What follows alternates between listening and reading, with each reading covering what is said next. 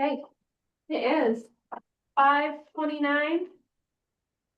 Monday, July 13th, 2026. We'll call the meeting to order for the Grand County Planning and Zoning Commission. Oh, we have Obi here, Mary, Commissioner Gadeen, Aaron, Commissioner Martinez, me, Jerry being absent, Sarah. He's on Zoom. Oh, Jerry's on Zoom. Yeah. Oh, Randy is here also. And Sarah may be here.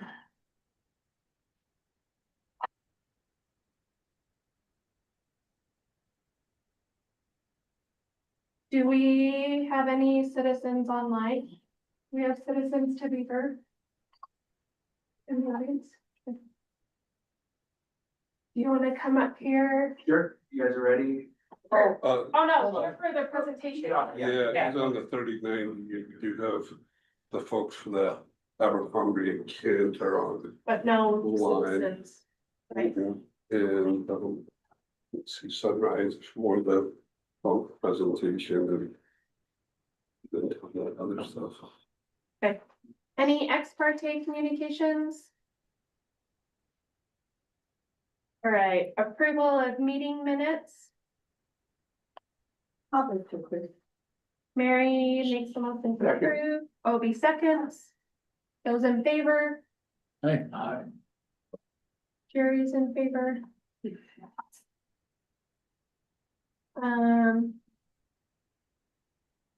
Do you want to do their presentation first? So let's do the land use code. We'll wait for that because Sunrise isn't on. Okay, So we can do county commission upgrades and then, Abercrombie and Kent are online. so county commission update. Do you want to? Thank you. Well, first of all, and then, yeah. So there was quite a bit going on in the last commission meeting related to planning. So there was a number of public hearings, as you know, the Burr Oaks, the water use and preservation element. As far as discussion items, we talked about the idea of code enforcement related to fire mitigation, building defensible space. There was the Euler, I'm not sure if that's how you say that. Yes. Anyways, lot line adjustment that passed 5-0 with one abstention. The Sims rezone passed unanimously, and the temporary land use regulation regarding the data center passed unanimously. We also had the presentation of land use code audit. And we had a presentation regarding tax increment financing. This was related to a possible copper recycling center and or transfer station out of Crescent Junction. I can have an update on the request on the code enforcement for fire. And I can bring that at the county commission meeting as well. So I was at the concert in the park.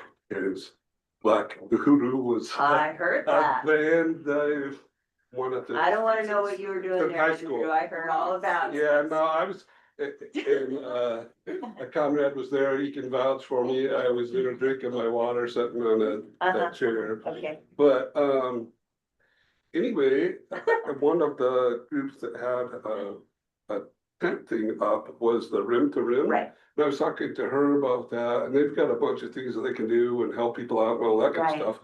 And so we thought that maybe the first thing would be is to send people notifications and give them an opportunity to get with the Rim to Rim folks. okay, Cause I asked if they went out That's and did any enforcement, and she said, no, they didn't, but they would be happy to respond to anybody that needed help cleaning it up or had that's concerns or questions or whatever. And so I thought maybe that would be probably the best yeah, that's way cool. to go about That's it, cause we don't really know, like. Yep. You know, Yep. those kind of things, so anyway. Yeah, and I inspired that discussion really kind of based off, well, obviously a number of things, massive wildfires surrounding us, but the other was just people on social media have been like, you know, what does the county do to help, you know, I'm living next door to somebody let all their trees die, right? Like right now in Spanish Valley, and one dude is cleaning them up. But 2 properties have let all their trees die, and one guy is finally cutting them down and removing it, which is great. But just that concept of like, you know, building defensible space, not only around your own home, but also, you know, around your neighbors, making sure that what you have going on doesn't affect your neighbors. So it was a good discussion. Didn't go super far, but I think that's a great Greatly, thanks, Andrew. That's it. Oh, perfect. Yeah, so just a little bit more on the tax increment financing. We talked a little bit about the three different types of zones that there are. Or the different types of financing that we could use for development zones. So one is a community reinvestment act or assessment agency, sorry. And so we currently have one of those. We tried to use that previously over there at the Utah University when we were getting that set up, but that ended up failing. But we still have that, community reinvestment agency. The other options for financing are inland port. And then there's also a new one called the regionally significant development zones, which kind of deal more towards data centers than anything else. So that was a new bill that came in. We also updated the policies and procedures. If you guys want to check that out, Citizens to be Heard now is going to be at 5 o'clock. Or I'm sorry, it will be after 5 o'clock. So there'll only be one Citizens to be heard. So just let folks know if they want to come in and do that. I know that Obi's there almost every single meeting. And then we also had the chair presented her priorities. So the priorities of the chair, and I'd recommend that everyone stops, takes a look at that and just kind of sees what those priorities are. A couple of them have to do with the 2030 land, our general plan, which is crazy to think that we're already in 2026 and we're looking at still making the updates to that. So we have the land use code in there. There's a growth plan talking about the airport, economic development and mobility is missing as a deliverable inside of there. And then the transportation plan are a couple of the ones that I know that we're missing out of that as well. So that's about it. We don't have any public hearings. Yeah, we do have Daniel Jensen from Sunrise, if you wanna. Yeah. Do that. Okay. And then we can go to the Abercrombie folks. So they give it back. And, My so special pins. Tom used to. in your packets, and we have Daniel Jensen, on the Zoom, and from Sunrise Engineering, he made a presentation at the, county commission meeting, and, we've got the background information that he, presented there, plus the audit itself, which I sent out to you, I think, 2 weeks ago as well. For backup information, I'll just ask him to do a little bit of some discussion about what he talked about, and we got the okay for him to move on to the second phase, but Daniel, everybody's got your presentations in their packets and that.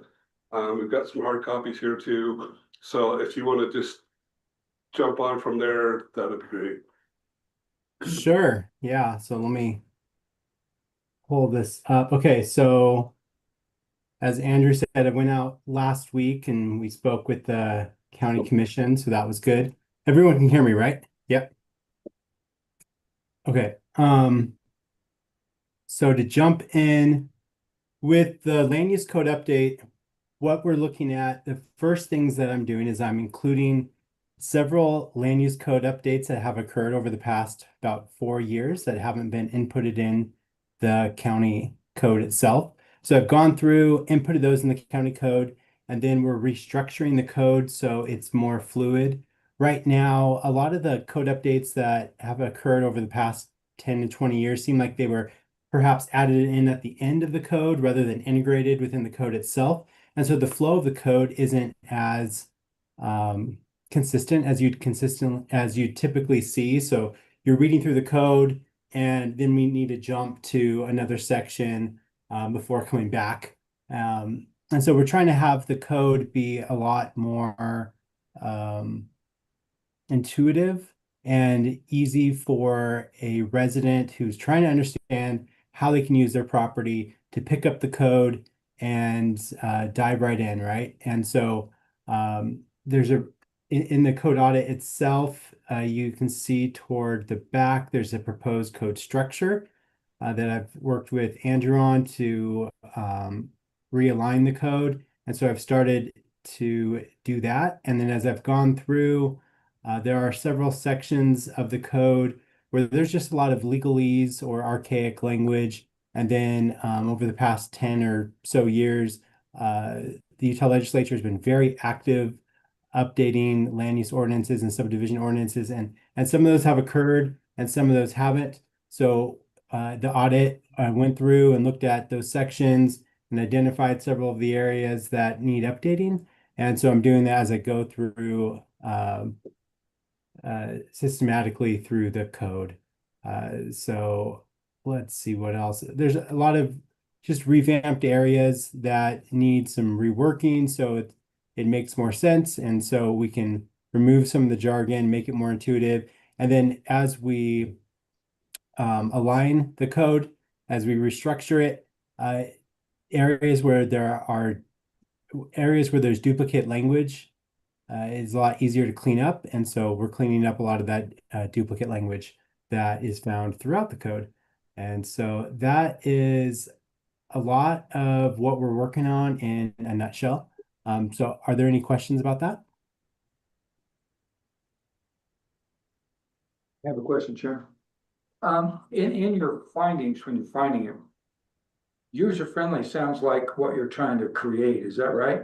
Trying That's to get right. it, we can understand the code, and it's my thought process that if we do that, then the staff is gonna have a much easier job understanding how to administer the code to those that come in and out. Is that right? Is that what we're trying to do here to make it user-friendly for not just the public, but the staff is gonna be much easier? And that's kind of what the biggest concern is. I've been through the code a long time and watched it dance around a lot of different things. And so it's difficult sometimes at best to get through it and try to understand exactly what it is. And I should be able to pick up a phone, call staff and say, here's the address of the property. Can you tell me what the zone is? What can I do there? What can I do? Well, here's the uses. And that kind of thing, without going through a whole bunch of, well, you gotta have a conditional use. How much conditional use are we trying to get rid of out of that thing? Because conditional use seems to me to be nothing more than just an absolute terror on code. It's very difficult to administer, it's very difficult. It creates wars among neighbors, it does a lot of different things. So conditional use to me would be something that if I have anything, I would like to see most of it gone. And it's either allowed or it isn't, type of thing. Does that make sense? Mm-hmm. Okay, are my questions. And I think I just opened the can. Not about CUPs.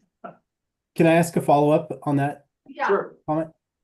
So that was one planning commission member's opinions. I personally agree with that opinion as it relates to conditional use permits. Is that a consensus opinion? How does the rest of the planning commission feel? I'm gonna answer for myself. I would like to see a lot of conditional uses go. They are a headache and it's hard to deny them. And actually make it stick. But other people should talk, and then I have just one other comment later.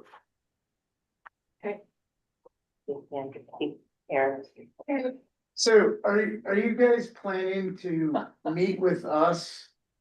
And are you meeting with commissioners? Are you meeting with us in future things, or like how are you sourcing? Like, have you looked at the future land use map process when CNZ did it? Are you looking through, because we did a lot of workshops with that. How are you kind of how are we planning to move forward with some of these ideas? That's a really good question. So there's a tight turnaround on this project. So I'm going to be focusing as much as possible in cleaning up the code rather than figuring out policy positions. So where Okay. there are things, for example, conditional use permit, that's an excellent example. As you all know, conditional use permits in the state of Utah used to be, while always administrative, used to be more treated legislatively, but there's been a big emphasis over the past decade and a half to move those away from a legislative process to an administrative one and to Yes, we've articulate. seen the problems that's created here, yeah. Right, Mhm. exactly. And to articulate those standards in the code itself and to move them as much as possible out of conditional uses into permitted uses with standards, right? And so where that is obvious, looking at your code, where there are obvious situations where we can do that and just put those standards in, I'll go ahead and make those recommendations.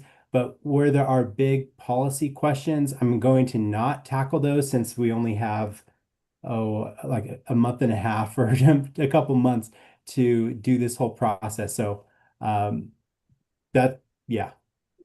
Well, it's funny you say that because there's parts in here that say, overnight accommodation overlay, there is interest in revisiting this approach. I was just curious on like, how do you know there's interest in like, I just was like, where are you picking that up from? Like, I'm just like, well, there's a controversial thing, like, yeah, where are we going with, where are you getting that stuff from?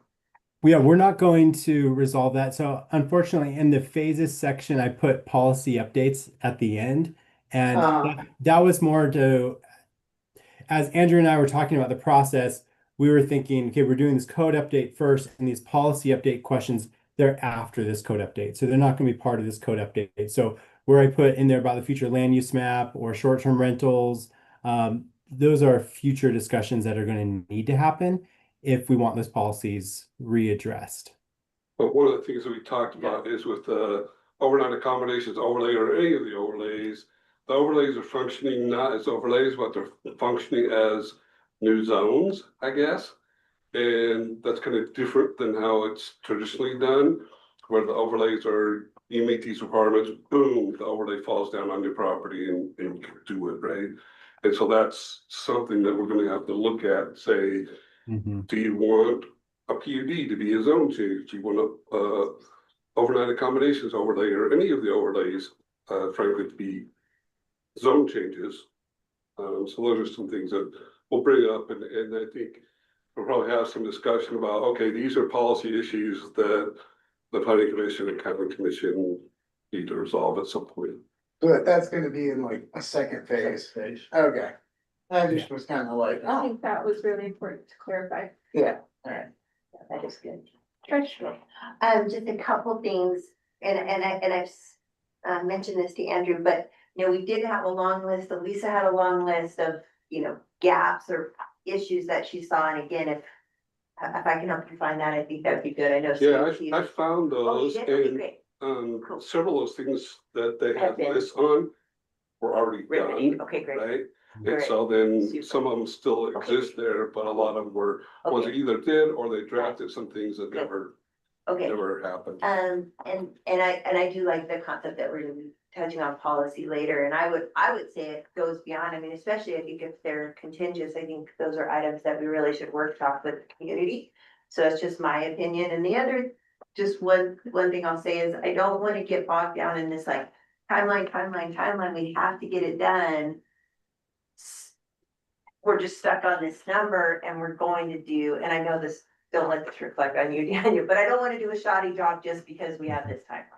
And I know that that's been put on you, but I think as a commission, as a planning commission and a county commission, we wanna do it right. This has been such a long-term need, that we wanna make sure that we're doing it right. And yes, we wanna get it done, but we also wanna get it done correctly. Go ahead, Mary. Mary, and then Yes, Toby I and am you. sure. I'm also in favor of removing some of the CUPs, but I think there are certain ones that probably some staff needs to be a little bit more, watch a little bit focusing.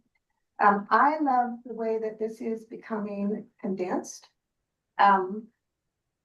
And all the ordinances that we haven't had in here that I can't find, even if I go on the county website, so it's gotta be hard, and when I'm looking for something and I know it's in there, I know it's happened, and it's not anywhere I can find it. And that's gotta even be hard for the public. And Daniel was given a complete list for the last 4 years of all the ordinance ever passed. Yeah. And when I come back to work, I'm looking through the ordinance, but there were so many I couldn't get a hold of. I also, took me a little while, but I realized that we removed a whole article. I kept thinking, oh, he missed this article, he missed this article, and I realized that that's what you've done, condensed the book to remove one whole article, which is great. I think putting it all in the same spot's a great idea for everybody. I also don't think we should hurry it. I've never known a land use code rewrite to go 3 months, 6 months, whatever the budget is for. And if the council can approve us a budget to write our land use code, which every single person in Grant County uses, which all the way to the person who's building a garage, to the real estate agents who complain that it's too hard to work with. They don't even know. And She wasn't talking about you. and we're paying, our zoning administrator, or our zoning director, an amount of money that he needs, also good policy to work with, a good code to work with. And I'm not saying anything about you, but I want. Daniel, she wants to get you a raise, buddy, already. That he needs a good book. This is something that everybody in our community uses. They don't use private hangars out in the airport that always seems to get a lot of money. We don't, all the things that get money really don't have any good with our community. This is a community document, and our zoning administrator needs a good tool. And this is what it is. And I think you're doing a great job. My spiel was to the council. I heard it. Anyway, you're doing a good job. I like what we've got, and I'm gonna be watching it closely, so if you need, want me to talk to you before or after, I will. Okay. Well, no, and I just had, a very funny question. It was page 11. It was the, I guess it's, 1 per acre. And then in parentheses, it has 40,000 square feet. Was that deliberate, or was that not, really should be 43,560 square feet? Yeah, and I can talk to that, because Yeah. we had that's that a policy discussion, decision. and so, of course, everybody knows, and I think everybody's got memorized that 46,560 square feet is an acre, right? I mean, I know that like, your spouse's name. I had to look it up. But in planning, we use what they call a commercial acre typically, which is 40,000 square feet. And oftentimes you'll have like an acre property and somebody wants to subdivide it. And then by the time they do the dedication of the road right away, they're under that and they can't do the subdivision, right? And so what a lot of places will do is they'll say 1 acre is 40,000 square feet, half acre is 20,000, quarter acre is 10,000. And it's just easier than trying to figure out what's half of 43,560, and that's a number I haven't memorized. I still have a question, and Mary will probably say this is what is, I'm trusting you this way. But if you have 1,000 acres, you use the same rule so that somebody can have, these 4,000 acre things and do, let's say, if it's a rural residential, that you can put in whatever number that comes out to be. Or is it on actual square feet? That's my question. I would use actual square feet. Well, yes, but if you're doing, so to say, so it's a 1 acre zoning, right? And you're gonna have right of way in there? No, I understand all of that. It was interesting, it was only put on the 1 acre one, so it's now there. No, it's At the not. bottom, does it Yeah. work on all of the different acreages? It does, yeah, so a quarter acre would be 10,000 square feet versus whatever a quarter is of Just something I never knew. 43,560. Yeah, that's normally done. Interesting. Jerry, do you have any input you want to add? I do. Can you hear me okay? Yes. Okay. Yeah, Daniel, I read through the entire document and I really like the way that you have the different sections bucketed. And I think I can see now, Mary talked earlier and she worked with the code for a lot of years and she said it's broken. And I can see now, Mary, exactly why you said that. And there are a lot of disconnects in the code. So I understand much better. One thing that I liked about the conversation about the timeline is I think we are in agreement. We want to do this right.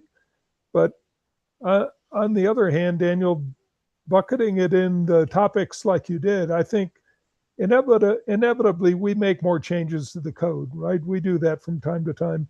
And I think the way you've got it bucketed logically, or much more logically than it has been in the past, makes it a lot easier to make the changes in the future and not break the code. So, yeah, I just like the way you've got it broken up, basically. As far as CUPs go, yeah, my opinion is the same as what I've heard from most of the people here today. We should minimize those to the extent possible, and in the few cases where we need to have them, make them administrative.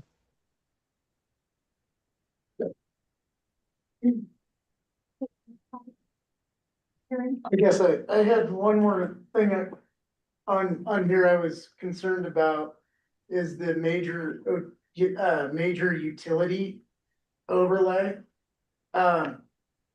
This one, I understand you're trying to like legally redo things in a legal context.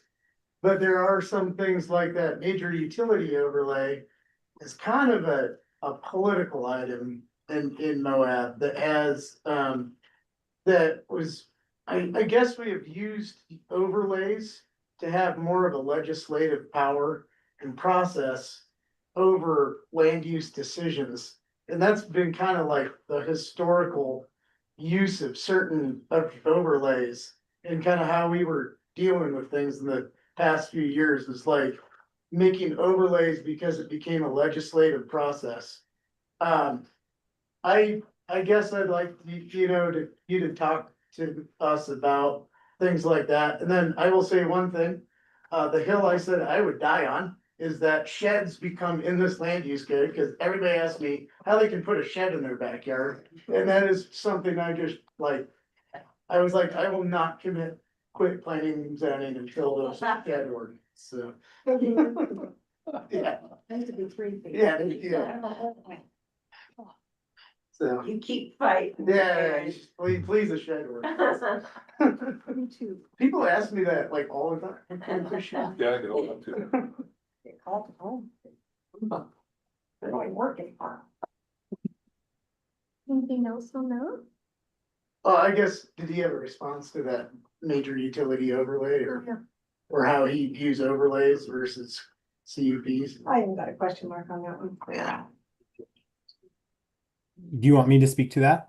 Yeah, please. I'll have to look into it more. I was reading the major utility overlay just yesterday. Fun thing to do on a Sunday. Yeah, I'm gonna have to look at that a little bit more because it is different. I haven't seen a code set up that way. I should say, at least not very often. But I wasn't planning on I don't want to make policy decisions as I'm doing this update. My main intent is a restructuring and a rewording, which I realize when we touch words, we can accidentally impact outcomes and policies. And so my intention though is to go through and clean up some of the wording, clean up a lot of areas where we have duplicates, clean up some of the language, make it flow better, but not revisit policy issues that I frankly haven't been a part of over the past 10 years. So I was going to move that overlay into the overlay section, make sure it's set up like the other overlays themselves, remove the non-overlays out of that section. There are a lot of special districts in there that aren't legislative overlays. They're things like our wildland urban interface and our FEMA flood zones and our whatever the other restrictions are, right? There's probably a good 6 or 7 of those. And make sure that it's very intuitive for the public pulling up this code, that I can just go and talk to Andrew or other staff and see, do I have restrictions on my property? Am I part of one of these areas? And if so, I can go look it up. And if not, I just move right past that section. Same with an overlay. Do I have an overlay that applies to my property? Yes, no, then I move right past that section. So I just want to make sure the language is clean and intuitive, but in terms of, do I think it's a good idea to have it set up that way? It was unique to me, and I'm not quite prepared to answer that question. For you, Chair, and for Andrew. I mean, I'm assuming today he's just doing kind of a brief presentation and then we'll start diving into the. Yeah, this is just agenda later on. a Yeah, follow-up. that's where yeah, This is that's just a presentation. fabulous. I guess what we can say, Discussion Daniel, will is, be on a future. Yeah, we'll break agenda. it down. Daniel, what we can say is you're heading in the right direction. Thank you for making it Looks clear on how Looks good. you're going about this too, because I think one thing that people are going to get wrapped up in, and I think we got wrapped up in this a lot with the water preservation ordinance, is we see something and we lose sight of what the actual task at hand is. So where you're saying we're not rewriting policy, we are cleaning up existing code, that is so important for everyone to remember as we approach these revisions. So thank you for being very clear in what you're actually trying to accomplish versus what our perception could be of what's happening. Thanks. And my intention as it relates to policy is when I see areas of policy that I feel like need to be addressed, I will highlight those. I will put those in a separate document, like a list, but I'm not going to go and, come up with something for you, right? I don't want to pretend I know, but I can point those out.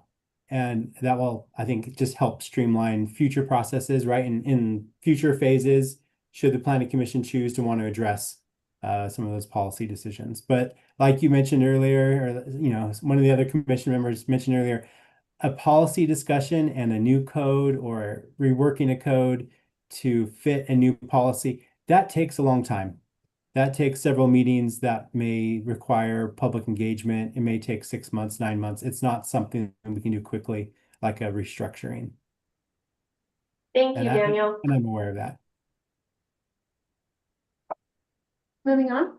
Good, Okay. good, thank you. Keep up the good work. We need one. All right. Our next presentation. Or no, sorry, discussion item. Abercrombie and Kent. You wanna Yep, speak and on there, we've got some of the folks from Abercrombie and Kent that are online joining us from Europe, and we appreciate them being on here. And if you have questions specific to the project that they're proposing, that they're here to talk about that, and they even have a presentation that they can make as well, that they submit kind of like a PowerPoint. The background with this, Abercrombie and Kent, a luxury travel company, wants to build a high-end tented lodge called A&K Sanctuary Moab on a large parcel off of 313. The plan includes 16 canvas tented suites for overnight guests, a main lodge with a restaurant, a bar, a gym, and a spa, housing for staff, and a helipad. And they'll have some, so back in 2024, the county approved the parcel for overnight lodging of this type. They received the zone change, and there was also a development agreement that was approved for the property. The property was split into two parcels. One of them would be a permanent open space area, and then the other is part of the lodge. With that previous approval, they need to build 25 homes for local workers, 5 on site, 20 off site.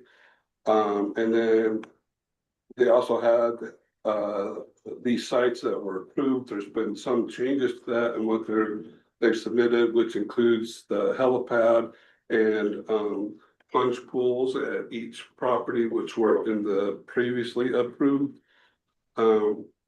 request, the development agreement with ordinance.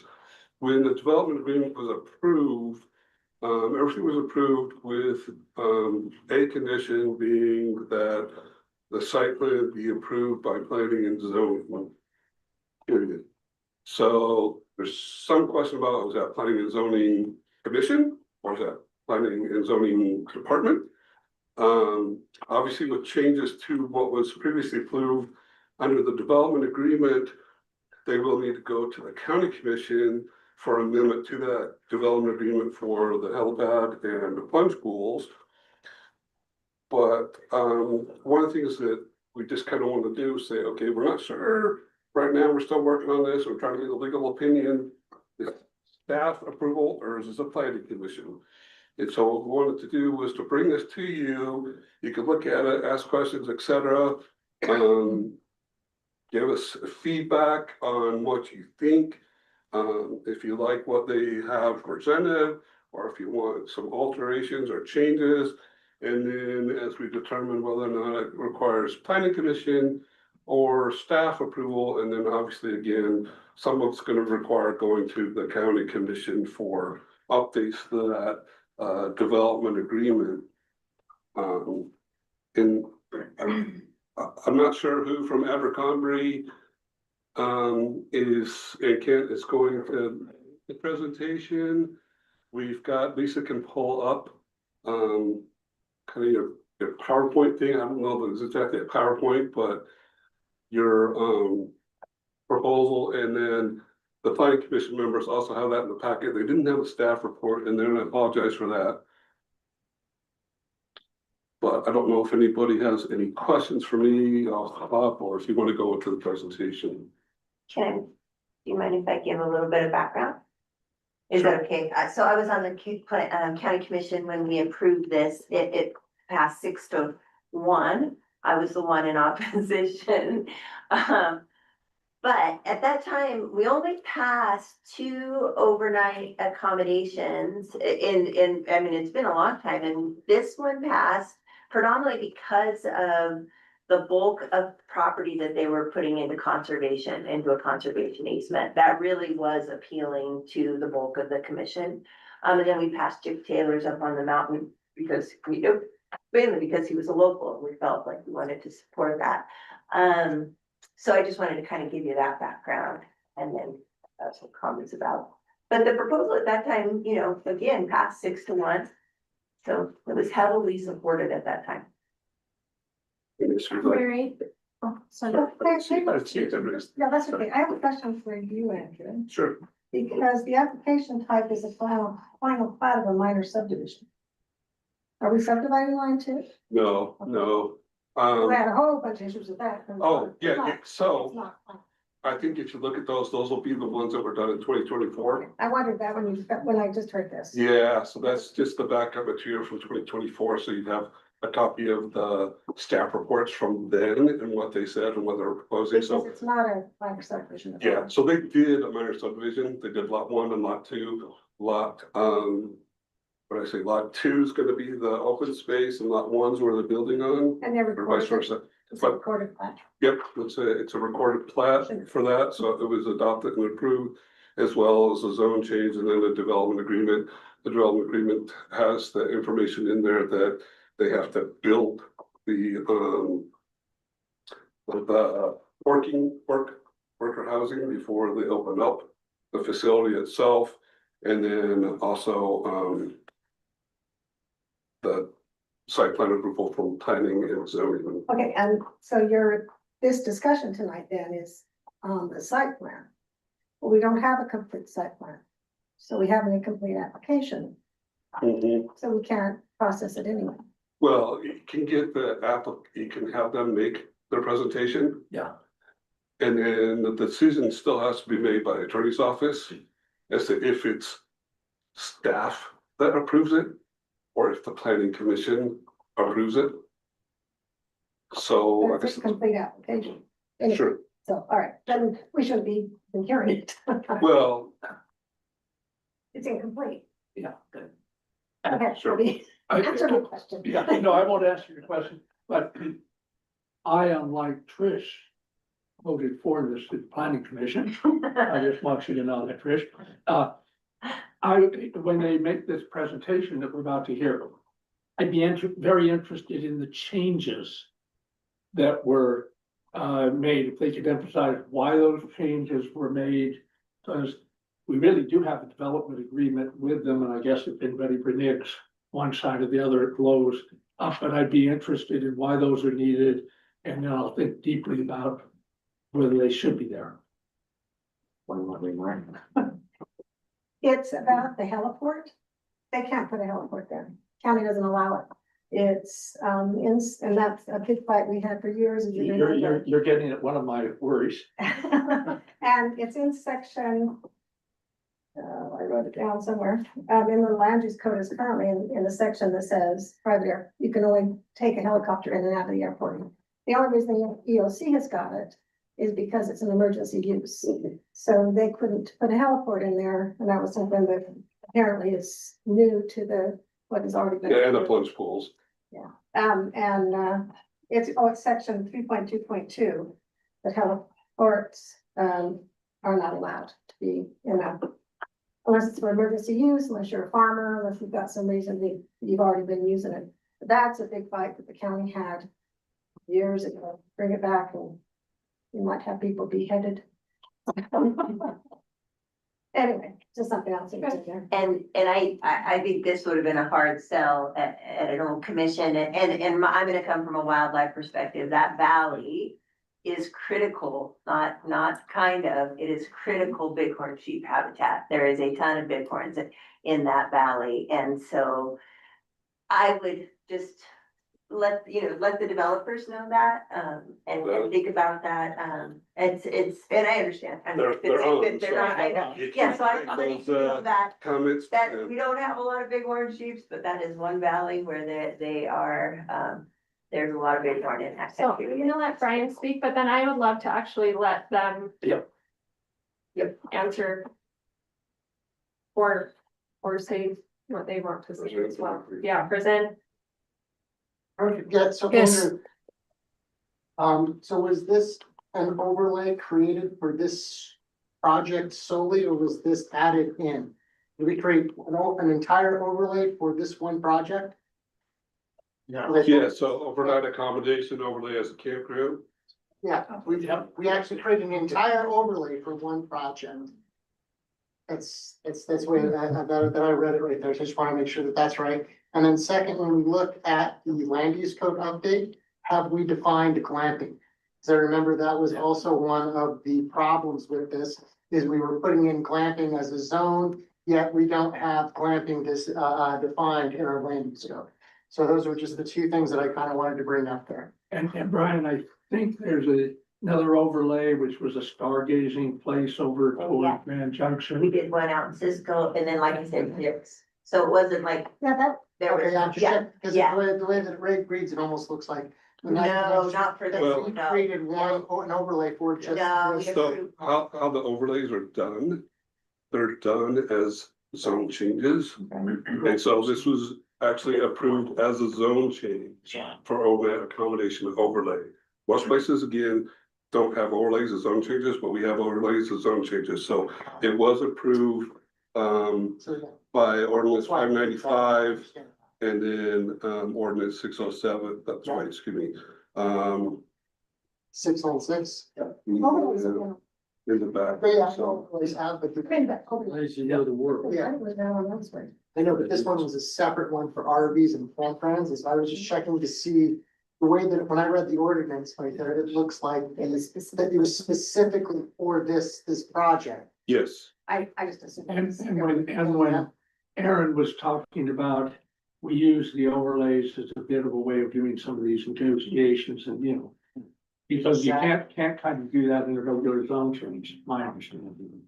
Exactly, so I was just trying to get, in and just find out what happens. I wasn't here when it was happening, so Yes. I'm just trying to catch up. Thanks. Says glampings, it mentions glamping in here in section 4.6. You have a definition though? Yeah, that, I'm just saying, like, look at this past thing. I mean, it says very, but like he was saying, I can't find all our overlay districts where, anyways. Oops. Vegetation is one. yeah, Are they going to actually present or? are we- that's what We're trying to get to. Mhm.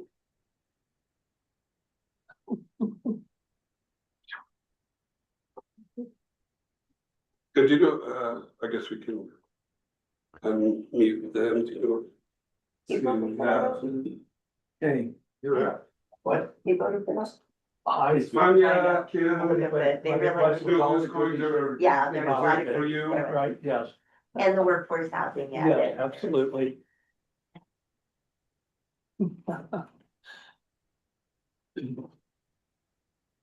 Hello, sorry. Sometimes it's difficult to follow because we hear many voices. So I didn't get if we can start presenting or Yes, Yes. yeah, we're just okay, not sure fine. Shall who, I? who needed to be unmuted in order to make your presentation, who will be doing that? So if we can, if I can share the screen, Mhm. I'm not sure. I may. Okay, fantastic. So,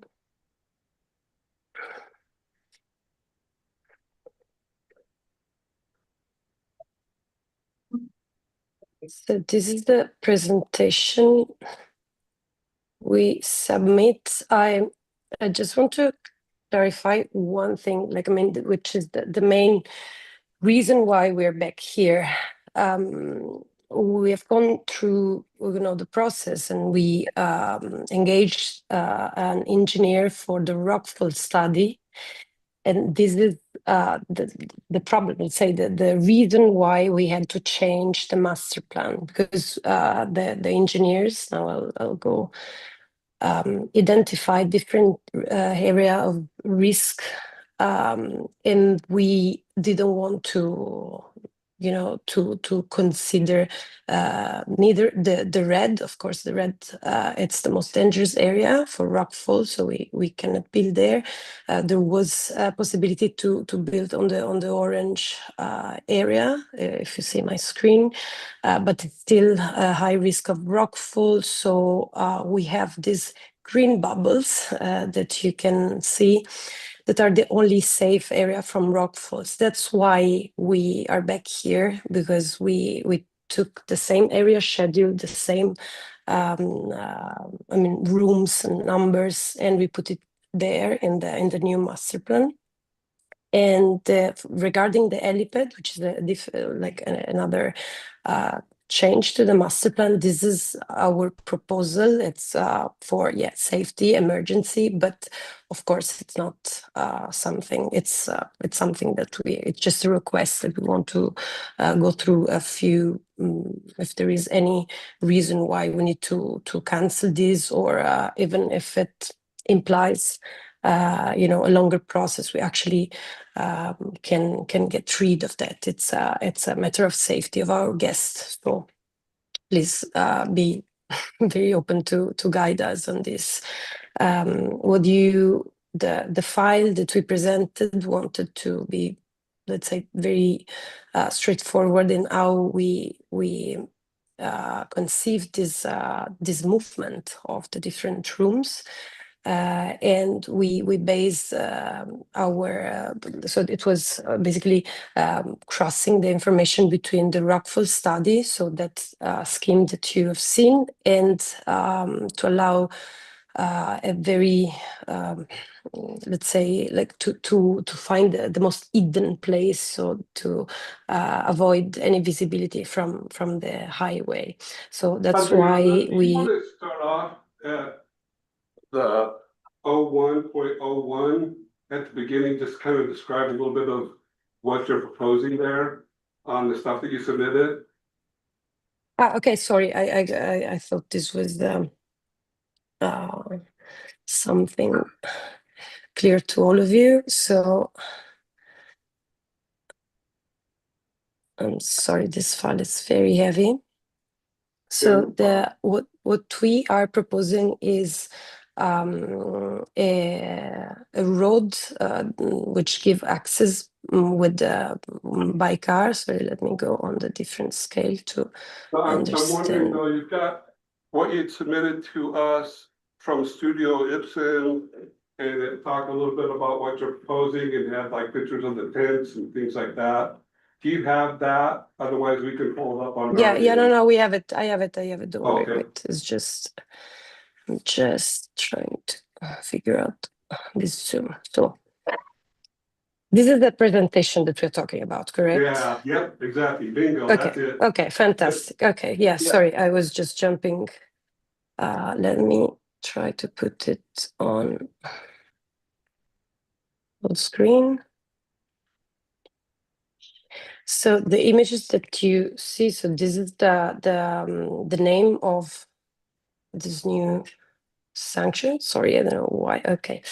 Of the project, ANK Sanctuary Moab, and the presentation is divided in, of course, location and analysis, then site views and site parameters, and then the proposed master plan.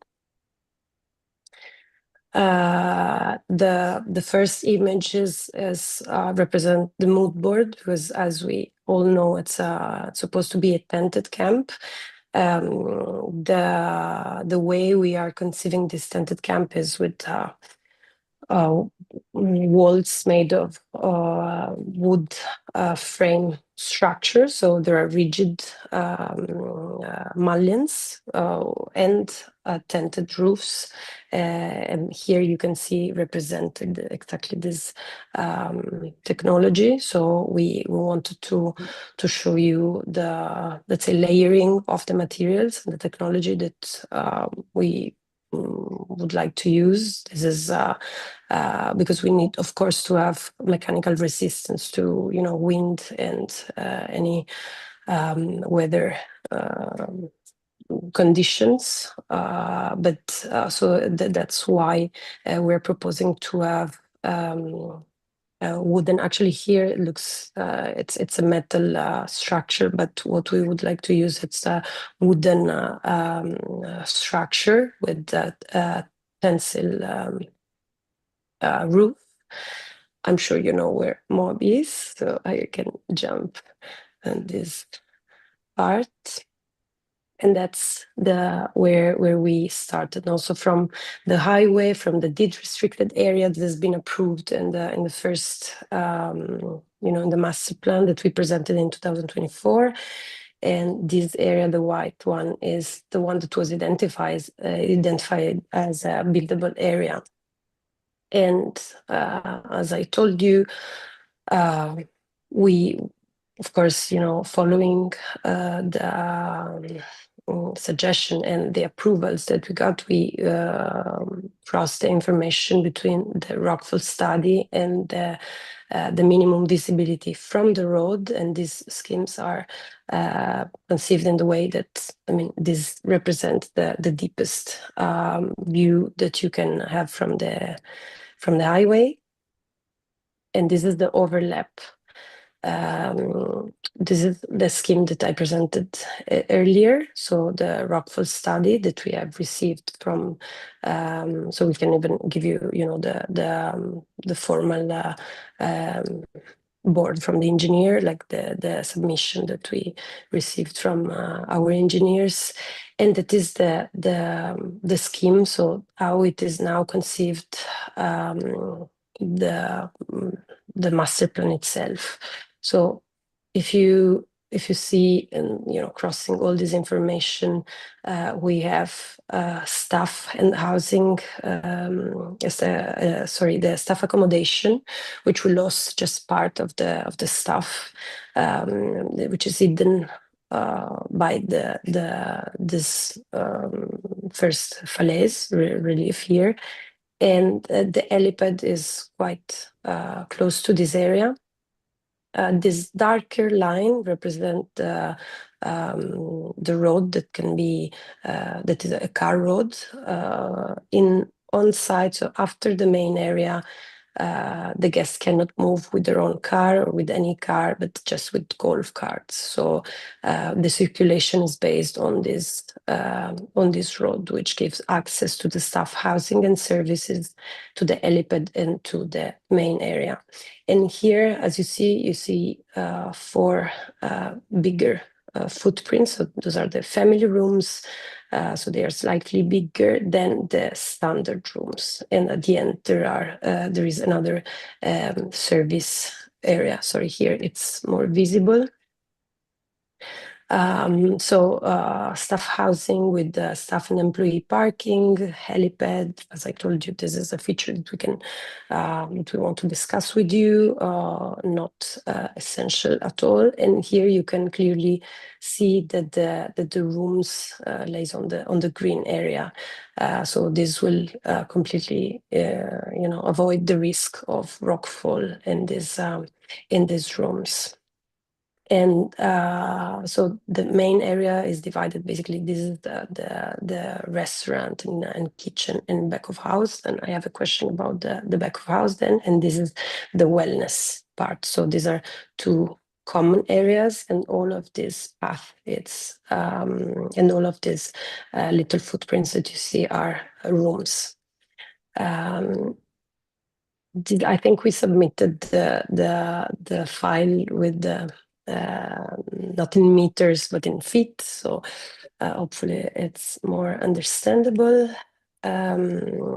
And this is the question that we have in terms of technology. Of course, we're working with our experts to understand what is the best way of building the back of house, which of course, means building a kitchen, having equipment, and we have been there was a red flag on a part of the back of house because of the kitchen equipments, and in general for every kind of equipment that can develop heat and fire. So our question was if we can use a different kind of roof for this kind of rooms. So we can, of course, minimize the square meters that are covered with just flat roof, but this would allow us to have a higher safety, because the fire load of a tent is quite high, and above all in functions like kitchens, it could be quite dangerous. So this was a question going, analyzing this whole project. I think this was our the thing that we wanted to flag. And again, these are just tracking path that we're planning, but it's a question for you if this kind of path, which will be just lightweight wooden decking, can be there, and if we have to, yes, we submitted it with this file, but if there's any specific procedure or information that you want about this part in terms of safety, because of course we're planning to go with our guests in the highest part of the area. I think that's it. I can go. This is the area schedule. We wanted to prove that the amount of square meters, so the footprint is the same. It's actually slightly smaller than the one that we presented in 2024. Sorry, here it's like 2:30 a.m. at night. So yes, I hope I was clear enough, because it's not the best time of the day to make a presentation. So I think that's it on my side. Tell me if there's any question.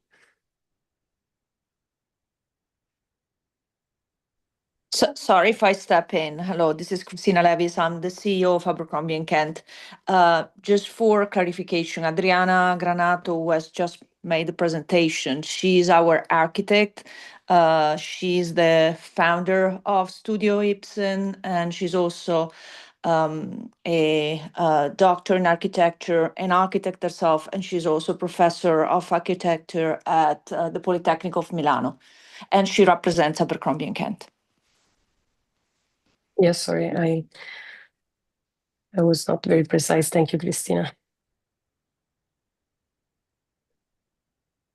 Yeah, I have a question, and then I have comments, but for later. So are you saying that green area on the butte, you guys would use I guess I'm confused about that. You're gonna use that butte plateau for some kind of something? Sorry, I didn't understand the question. So yeah, so the green area is the one with zero rockfall risk. So that's why you see every building. So the red is the high risk area. Orange, it's Yes. yeah, okay, sorry.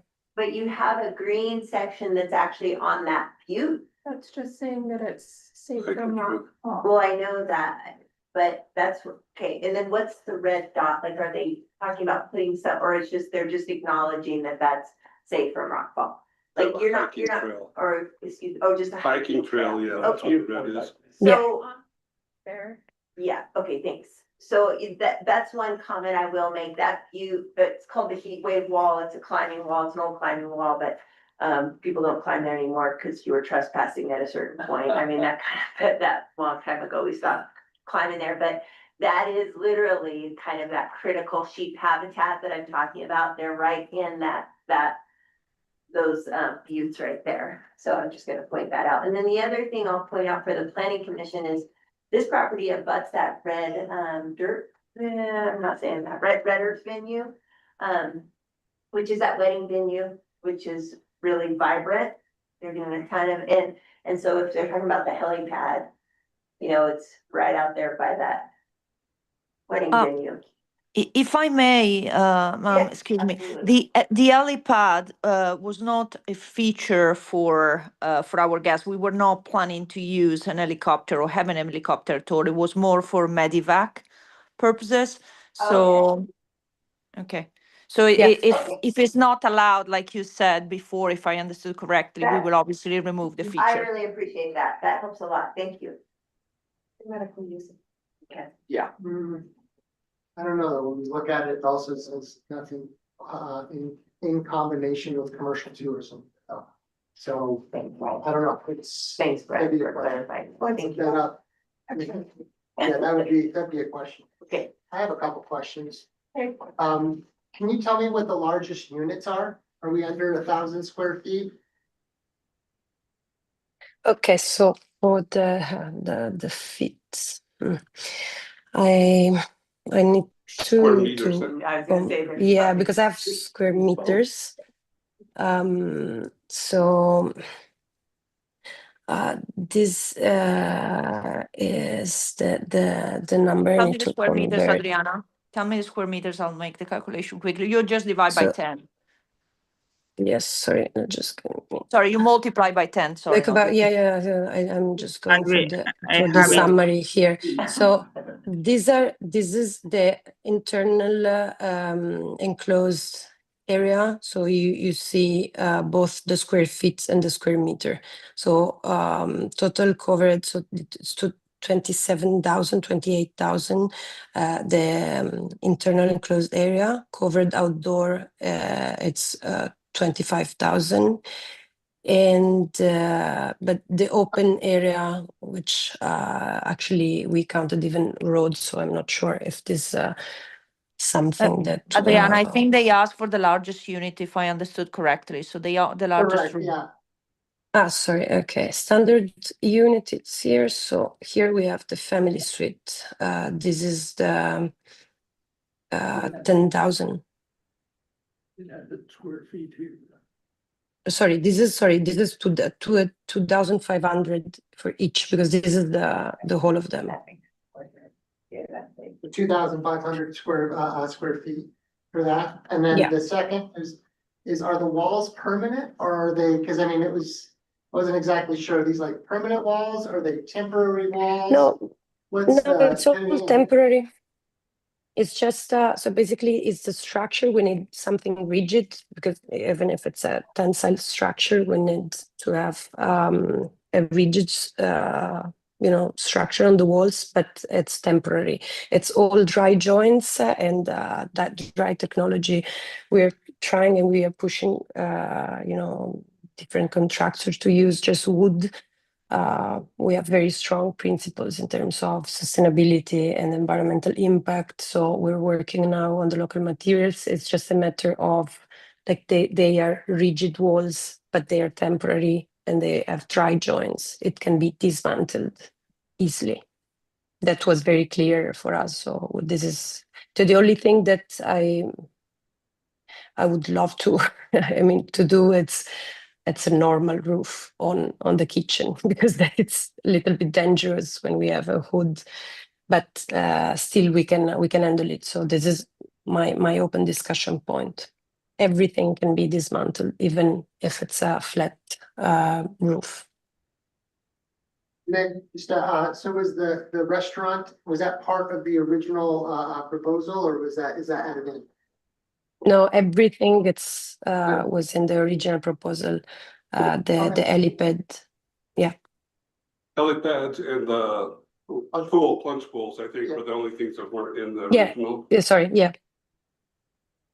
You're right. So the helipad will be cancelled, as we just said.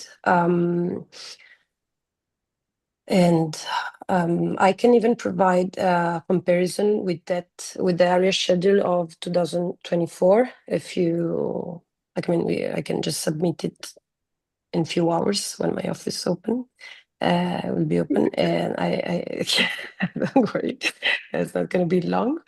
But we checked out that this dimension were not bigger than the volumes that we had last time. Perfect, thank you very much. Anyone else Welcome. have questions for the presenters? No, I just love the program. Think it's awesome. I'm all in. And even for the emergency Right, helipad, if it stayed emergency only, I'm all Thank about you. that. Get people in, get people out quickly on a helipad that's there, rather than try to put it on a parking lot is a great idea. That's just thinking ahead for safety for your guest. I like that. As long as it remains emergency only, I think it's fine. And I'm not taking an ice plunge ever, so good luck with that one. I love the idea. I think it's wonderful. And you've laid it out beautifully in the canyon and use the property, and I think looking at your rock fall is smart. Doesn't happen very often, but when it does, it can be catastrophic to the guy that's under the rock. That's about it. The rest of us don't notice. So appreciate you coming and letting us know and staying up late for this presentation. Thank you very much. Thank you. Sure, do Thank you for have your time. anything? The minimum we can do. Sorry? Jerry, did you want to ask any questions? Are you okay? No I'm okay. questions. Yeah. Sorry, Megan. Jerry. Sorry, maybe just one question on our side, if you don't mind. We Sure. heard that our submission wasn't complete, so we will reach out in the next few days to understand what is missing. Okay. Yep, yeah, there's I think there's a few minor things that we need to have. Some of the things that are just converting it over to the US system versus the metric system. And a few other things, but we wanted to get it before the planning commission so that they could look at it. Because I think you're looking at like the fall, when you have your approvals in by the fall of this year, is that correct? Yeah, the sooner the better. We want to start The sooner building the as soon as better, yes. possible. Yeah, We yeah, can't wait. so I want to get this before the planning commission instead of skipping a meeting or something like that, so. If we need to follow back up with items, and then also we have the thing that we're trying to have our attorneys figure out as to whether or not this is just a staff approval or if this is something the planning commission approves. And then at what point, like the plunge pools, et cetera, are those needing county commission approval or something is defined that the helipad is only to be used in case of emergency, which may not just be an emergency at your campsite, but it may be in general a need for emergency in the area. Mm-hmm. And I like it. Megan, to answer your question about comments from me, Adriana and Christina, thank you very much for spending this time with us in the middle of your night. I think it might be like 3 o'clock in the morning or something like that. Almost. Yeah. So, Almost true. and I was on the planning commission when this was originally approved. I remember Obi was as well, and I think it was approved unanimously. I have to say you've done a really nice job. I like the way that you looked at the view corridors when you laid out the, where the buildings will go. I think it's a really good thing that you looked at rockfall areas. And just the quality of the work that you've done on the presentation is very good. There is an issue with the helipad, of course. I think we've beaten that to death pretty well. And the plunge pools, from my perspective, it wasn't in the original, but I don't see that as a big deal personally. So just like to thank you for taking the time and joining us today, and I appreciate the quality of work that you've done. Thank you so much, Jerry. Thank you. Thank you. Thank you. I have a question for you, Andrew, if I could. Do we don't need to propose any kind of a motion here? Well, what I think, is that there's still a little bit of information, we'll get back and forth, clarification on the helipad for emergency use only and a few of those kind of things, and then we can bring it back at the next planning commission meeting, but I just wanted to at least get this going before. And Andrew, I don't remember where it is now, but could you show us the kind of wording that you're worried about, whether it should come back to you or should it come back to the planning committee? Was it in that initial big agreement? But I couldn't find it when I was thumbing. So it was in the minutes of the county commission meeting. Mr. McCurdy made a motion, and there was two parts to that motion. The second part was that the site plan had to be approved by planning and zoning, period. And so Amy was the staff person at that time. She's a professional and would obviously know the difference between the planning commission and planning and zoning department. However, it didn't say, it just says planning and zoning, period. So I need to get that clarification, but it was in the minutes of the meeting when it was adopted. Okay.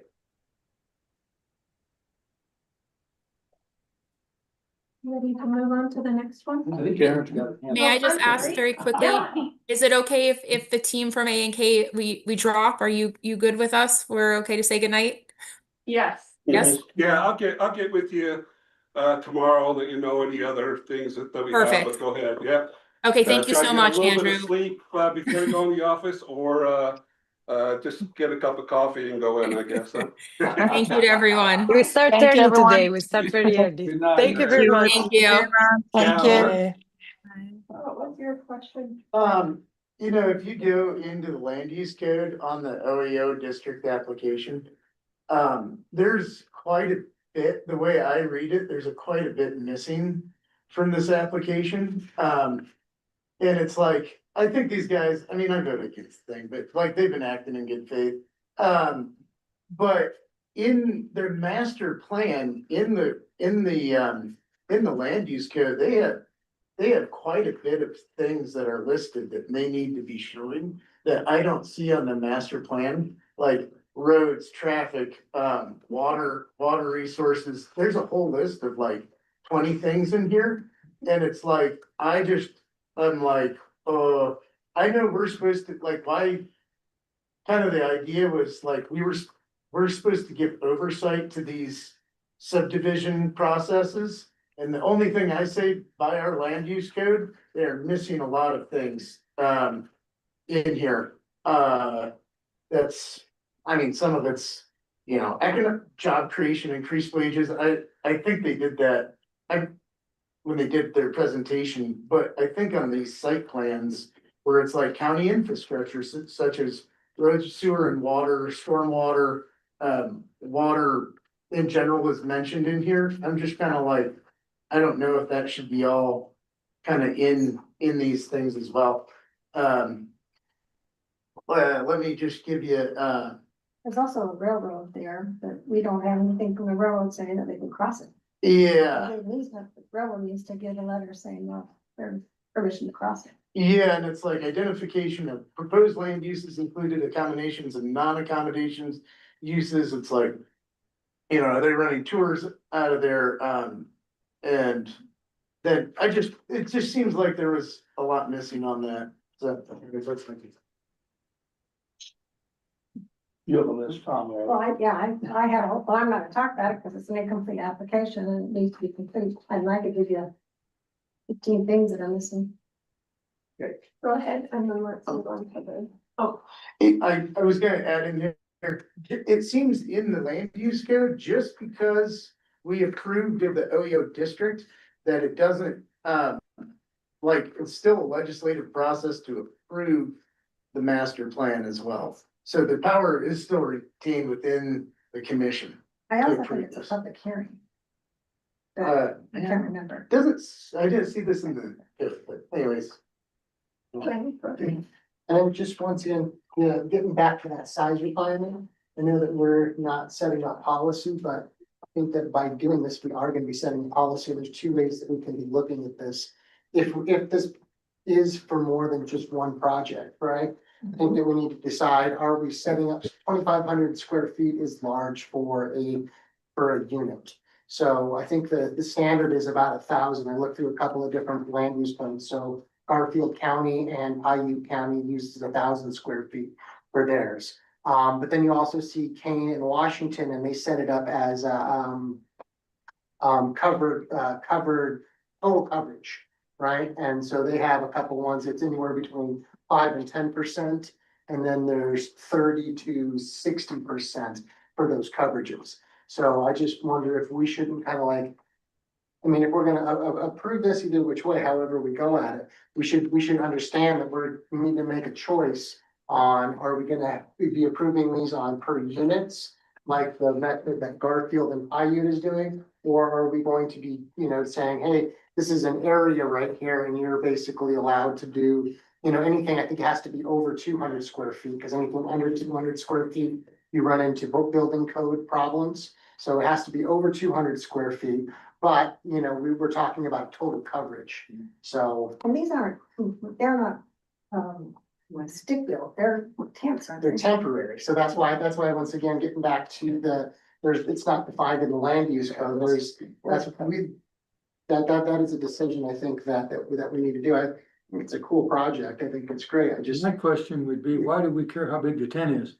what's that? Why do we care how big their tent is, or their house, or their structure, or anything? Why do we care about the square footage of it? I'm not saying that we do or not. Okay, What I'm, that's just my what I'm question. saying is that by, if we're going to be, moving up to that 2,500 square foot, I just want Okay. everyone to understand that we're basically saying that we're gonna be approving a percentage of the total area rather than the size of something. And I don't know why Garfield and them I don't either. chose 1,000 square feet. That might be something we look into. Is it structural? Is it, you know? Might be the site might be 1,000 square feet rather than. They got a lot of acres. No, they're no, not it using. is, I it's can tell you units. that. Yeah, it's anywhere between above 200 and below 1,000 inside their land use code. So I was just wondering why they chose to do it. I don't know any of those answers. It was just, these are just questions that I have. I don't know. Yeah. And just to, I have a question related to what Brian's asking about too, if I may. That is, I'm not sure why we're even talking about approvals here, because this was approved and it was approved with the square right. footage as noted, right? So from a standpoint of this particular project, it seems now that the helipad is gone, the only thing that someone either administratively or the commission needs to approve is the cold plunge pools, right? That's the only addition. But I think, Pretty simple add-on. I guess, Brian, my question is, with what you're bringing up, are you asking whether or not we should make some policies regarding this for future cases? Because this one, really, there's no decision to be made regarding square footage. Am I getting that correct? No. I'm not sure, Jerry. That's kind of why I was asking, because it sounded like it had to come back to this body for approval. So, I don't think that's correct. Yeah, that's still out to the county attorney Yeah. to see what they're, but when the final plat was approved December 3rd, 2024, the motion was, I moved to approve the findings of fact set forth in the staff report dated November 25th, 2024, and the proposed resolution approving the final plat with the following condition: dedication of right of way as shown on the plat. And then 2, prior to the issuance of any grading or building permits, A site plan review application shall be approved by planning and zoning. So that's what we're doing there.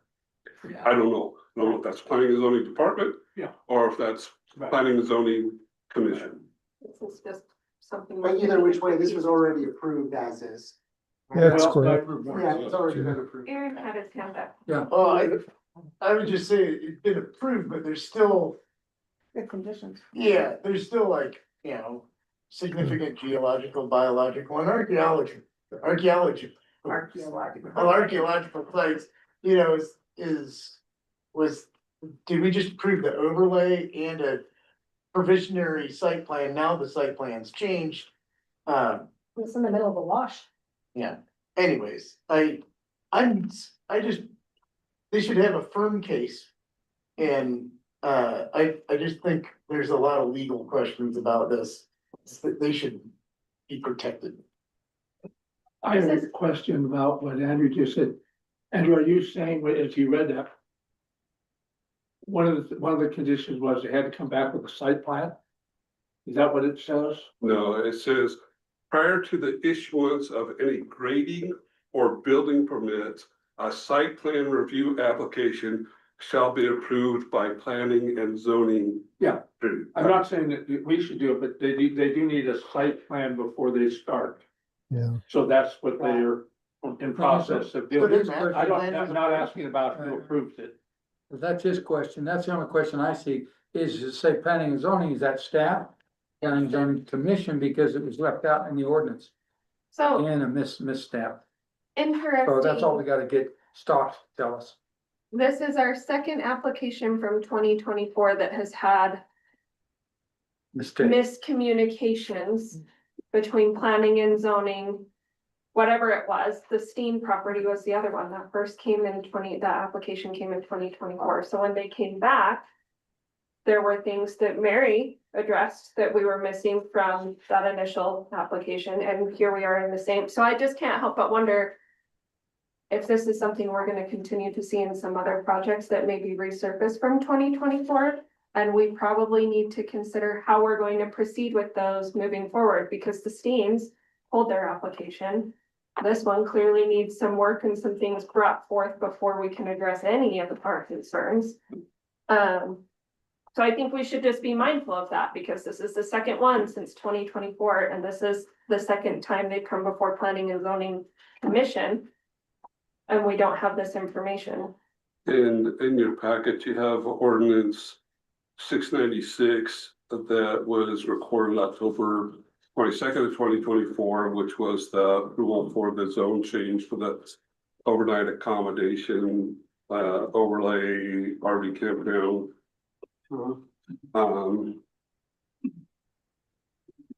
Megan, do you mind if I give you just a little bit of context for 2024? Sure. And I'm not saying good or bad, it just is a bit. It's That just an planning and interesting zoning- observation that this is Yeah, the second that one, That and planning and it's zoning, all these rural residential. yeah, that planning and zoning director They're was not right. was not here very long, can't remember, 6 months. And then we were dealing with King Creek / Echo Canyon, so it was. Well, I mean, that context really isn't relevant to the situation. I'm just making an I observation. didn't say that, I said, I don't But- think it's, Yeah, it doesn't change anything, I just wanted to give some. I context. just think it's Little bit of important that institutional knowledge. we keep that in mind. If we have other applications that come through, there's a good chance that there's going to be some big pieces and parts missing that probably are going to require a little more attention than a 15-minute presentation. Well, by Stephen was the the attorney applicant. during this time, so he should be able to figure it out. That's. You know, and I did try to pull up I watched the video of that, December 3rd meeting. But the one for December 3rd is actually the 17th meeting. I can find the meeting, you send it to you. That Sure, one for but you the, have to know that the title is not okay, the correct title. It's, All we're saying right now is that they've got an incomplete application and they need to provide a complete application, whether the county council adopts it or the planning commission adopts it. Yeah. We need a complete application. yeah, and I think Including that's, engineering. I'd like to see what they've done with that, and they got permits from UDOT to get access from UDOT. and so do have an adopted, an approved master plan. But that doesn't mean they've got engineering, doesn't mean they've got it, they got approvals from UDOT. Do they have UDOT approvals? That, Those are the things. Apparently, our county doesn't care because they approved it. Mhm. The county already approved this Well, plan. for a site plan. For a site, So, site plan requires those things. well, That's, Oh, that's kind of where I'm going. is So the the- county's done things on these two applications specifically that now we're having to revisit and say, well, the Well, county that's a approved this, different that phase doesn't to mean get it to. was done right. So all we're doing is unfortunately for going us, forward. now we have to look at it through a different set of lenses. But it's, I guess, the agreement says basically it's approved, but here are the conditions. And one of the conditions is you have a site plan. Yeah, Yeah. that's Not- the site plan. That's pretty clear. The site plans are pretty, simple. I mean, they're gonna go through your Well, office. but They gotta that- I go to mean- you. Yeah, Okay, let's move forward. Yeah. I will Good just be idea. productive conversation. I guess, yeah. If master plan was approved already, oh man, that's not what it is. Well, master plans are a part of the sub. But those are valid concerns to address. sorry about I Yeah. think that you're headed down the right path with that. Those are absolutely valid concerns that we should be asking at this table. I don't think that. Anyway, so. different conversation, for Yeah, different day. and so to address that, Aaron, those valid comments because. So even if something was approved, but there's a life safety issue involved. Then that can still be brought back even on something that was approved, so any of those things that relate to that are things we would have to. Plans are essentially a preliminary review. And the final review will be final subdivision if it's that section, or an actual site plan. So the preliminary, I mean, the plan that they provided us, or the planning commission, or the council, was just a preliminary review. It's not, didn't have all of the information it needs for an actual application to be approved. And that's what they're asking for. So this application, they didn't bring us a complete application. Shouldn't even be talking about it, because it's gonna be heard again. And I also was gonna point out, like, they're about to expire, their OAO is expiring in a couple months. And this is the frustrating part, because the Yeah. same thing is the exact same situation. And that is why I say, I think it's important that if we do have these applications from this time frame, that we ourselves as a body, when we see these come on the agenda, we should block out some extra time to be able to have a deeper dive into these applications Yeah. and everything involved, because these have both been messy. Yeah, that was, their concern was. They thought that they were coming up against that, and then I think they had some people locally that were working on it for them.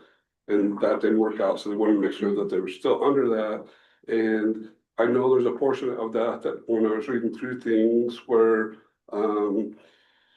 the condition of the zone change was to have a subdivision plat recorded, which they have done. They've gotten approved and for the subdivision. So then it's again, we're just back to the. Yeah. site. Just letting Andrew? time run out on these, we're not doing anyone any favor. Well, and it's really actually the applicant's responsibility to make sure they get it done. It's not. Right. I'm just saying the process. That is. Yeah. One quick question, getting back to the plunge pools. Okay, and then Jerry, after you. Go ahead, there. So I'm just going through. I wasn't laughing at you, Brian, I just thought it was funny, it was just the context. for Well, this, like, I just wanted, I'm trying to go through it, there's a whole bunch of stuff in here. But it looks like, and I haven't been able to go through the old master plan yet because it's kind of blacked out on there. And that's why I wasn't sure when I asked those questions earlier. But there are two swimming pools that were There were. approved inside of the development agreement.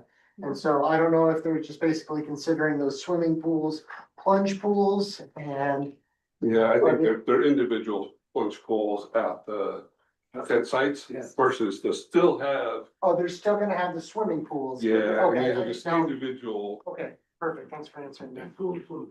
Okay, Jerry, That's all. Yeah, Megan, speak up. so my 2 cents worth is they don't have a complete application. They knew that. right? So really, there's not action we could take here, even if we had to. Then item number 2 is, I'm not sure this even needs to come back to the council, and that is a legal decision that Andrew's working. Correct. So really, I let's think move on. until they have a site plan that we can review, that's final. There's no sense in us reviewing it. And until we know whether or not we even have to review it as per legal, why even burn up any more of our time talking about it? Agree. Thank you. Let's move on. I That am was with my you. suggestion. Okay. Next discussion item. This is the, this afternoon, 30, yeah. Mhm. Pretty nice Yeah, presentation. we, Have a seat. thank you. Yeah, and I wanted to know on this staff report, I've got the plain English summary. That's not directed at the planning commission or county commission. That's for people in the public that have really no idea of the business that the planning commission or county commission do. But they just saw this on there, maybe it's around them or whatever, and they want to be able to determine what's going on, et cetera. I know Aaron was talking about people wanting to know where they could put sheds on their property, and my father-in-law had a shed on his property, and I always correctly called that a detached accessory structure. And I was the only one in the family that called it a detached accessory structure. Everybody else called it a shed, but that's what it was. So that's what this kind of the plain English summary is about. I'll give you a little background as those things are being handed out. The site's a plus or minus 2.2 acre parcel on Spanish LA. One US 191 corridor. It's predominantly zoned rural residential. So a portion is already not highway commercial, and highway commercial bands lie immediately to the northwest and southwest. Existing conditions include a residence, water and sewer mains, and a 25-foot access utility easement. On the future land use map, the site is designated resort and tourist recreation and borders an area of opportunity. Surrounding uses are genuinely mixed with the KOA campground and its planned expansion, the Wingate Affordable Housing Townhomes, the Desert Soul, the Pacific Project, School District land, the Rodeo Grands, and approved but vacant residential development. That would be the Jacks subdivision. The applicant proposes to rezone the parcel from rural residential to highway commercial, add a PUD overlay for setback flexibility, and sign a development agreement locking the parcel to affordable workforce housing, so it can't be later flipped to commercial use. And understanding that what they're proposing is a commercial use for 18 units per acre. All 34 units would be deed restricted and rented to households earning less than 60% of the area median income. The concept program shows 9 one-bedroom units, 8 two-bedroom units, and 17 relocated studios, roughly 17 units per acre, with 56 parking spaces are shown, 53 are required. That also represents that the project would satisfy a City of Moab workforce housing obligation tied to the hotel entitlement, even though the site is unincorporated Grand County. The county's high density housing overlay, the density tool used for the Nearby Desert Soul and Peak View deed restricted projects expired with a sunset in 2022. It's closed a new development, the modifications to the high density housing overlay the county commission adopted in 2025 affect the only previously approved units, and therefore they're not available to this applicant. And I guess we should just I agree with something prior to that going on, it's for the staff. Aren't we jeopardizing due process here? We're listening to an application that will come to us for a rezone or a PUD or whatever they're planning to do.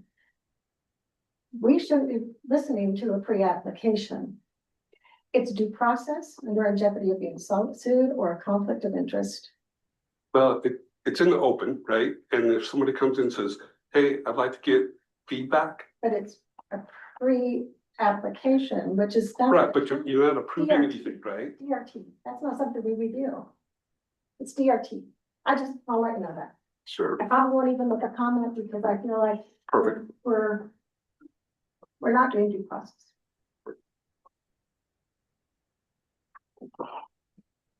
Go ahead. Well, we just want to get informal feedback from everybody. We haven't put an application forward, planning on doing it, and just thought it'd be helpful to get information from everyone, get initial feedback, reactions.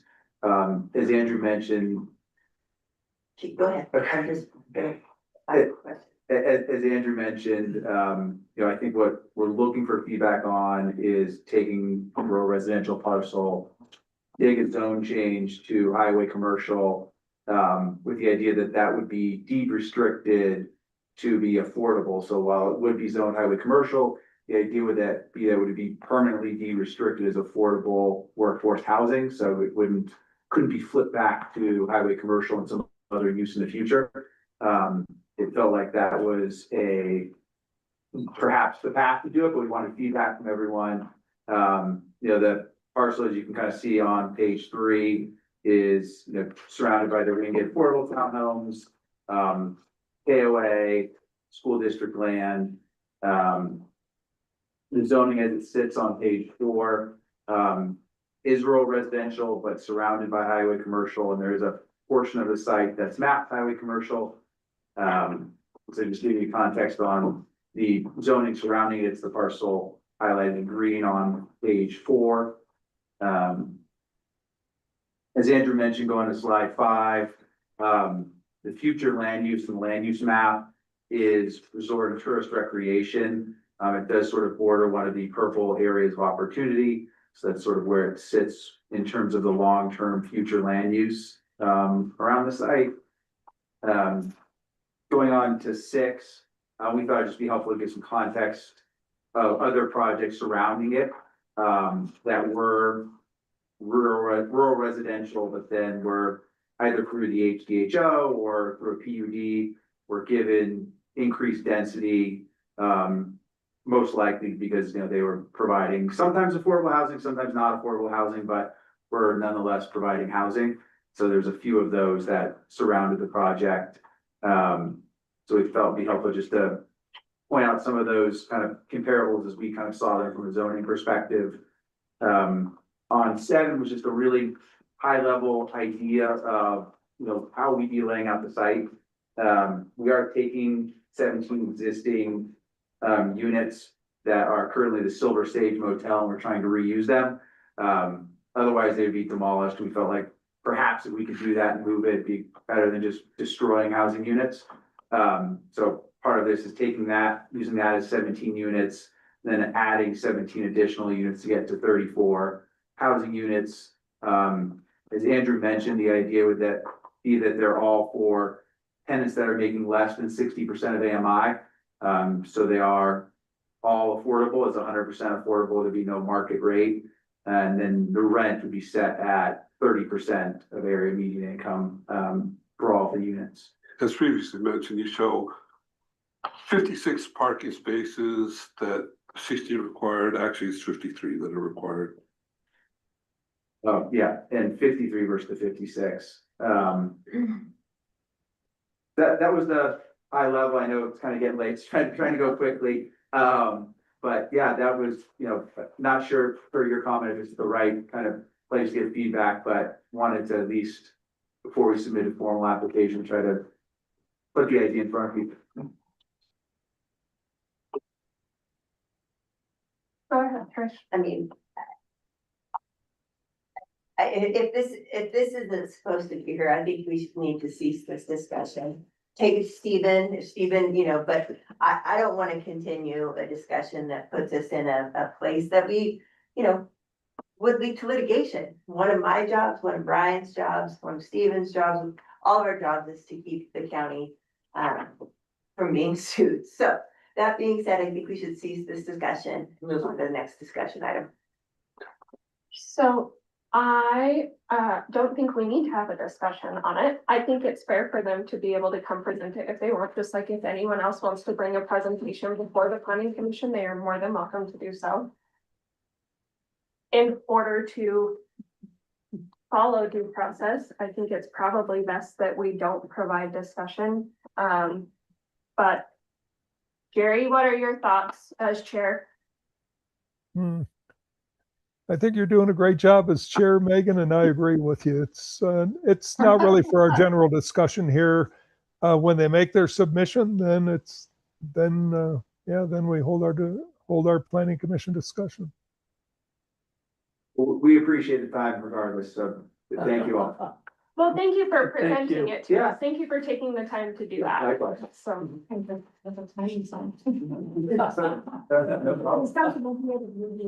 Yeah, we appreciate it. At least you won't be surprised. We'll recognize it when it comes up. Yeah. Thank you all very much. Thank Thank you. you guys. Thanks for spitting this out with us. No problem.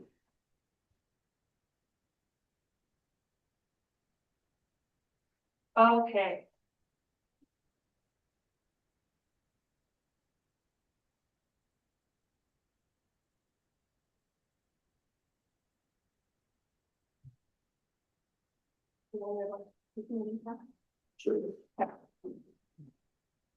Let's move on to the Public Meetings Act.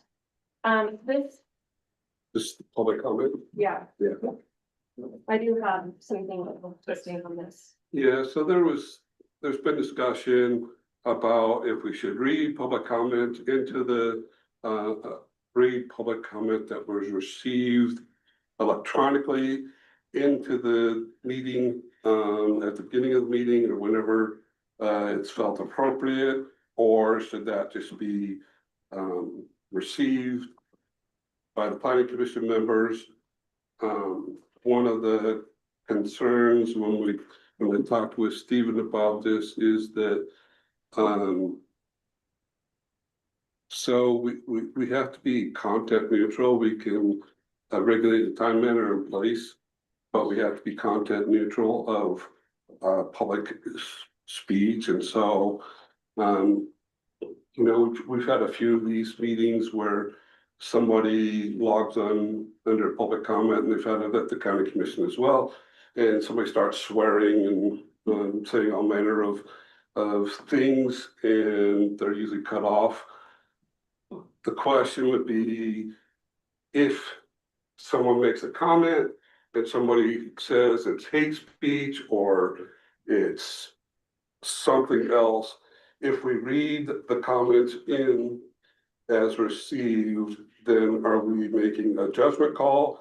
Or would we read someone's offensive comments, or we read someone who is spouting pornographic material for 3 minutes? I would want to balance that, but I think the response back was, it's up to the planning commission. You can read those and decide what you want to do with it. But if we're going to read some comments that are received, we've got to read them all.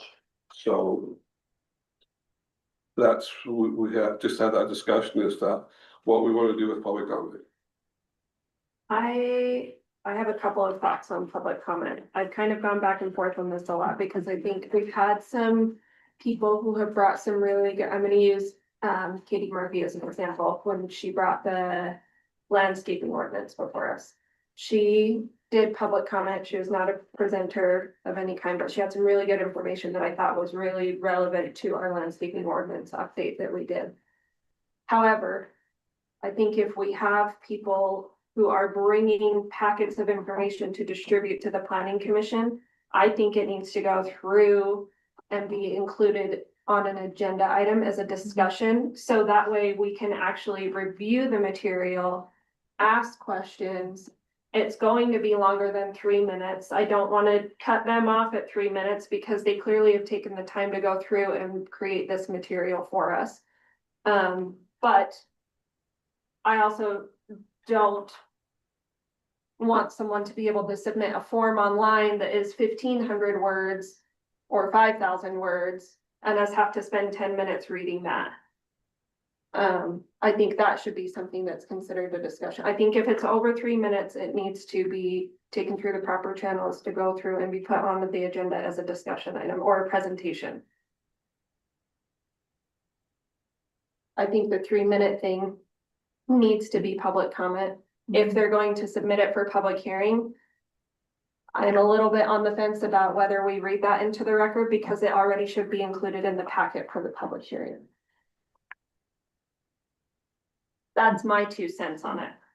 I think we understand before I did.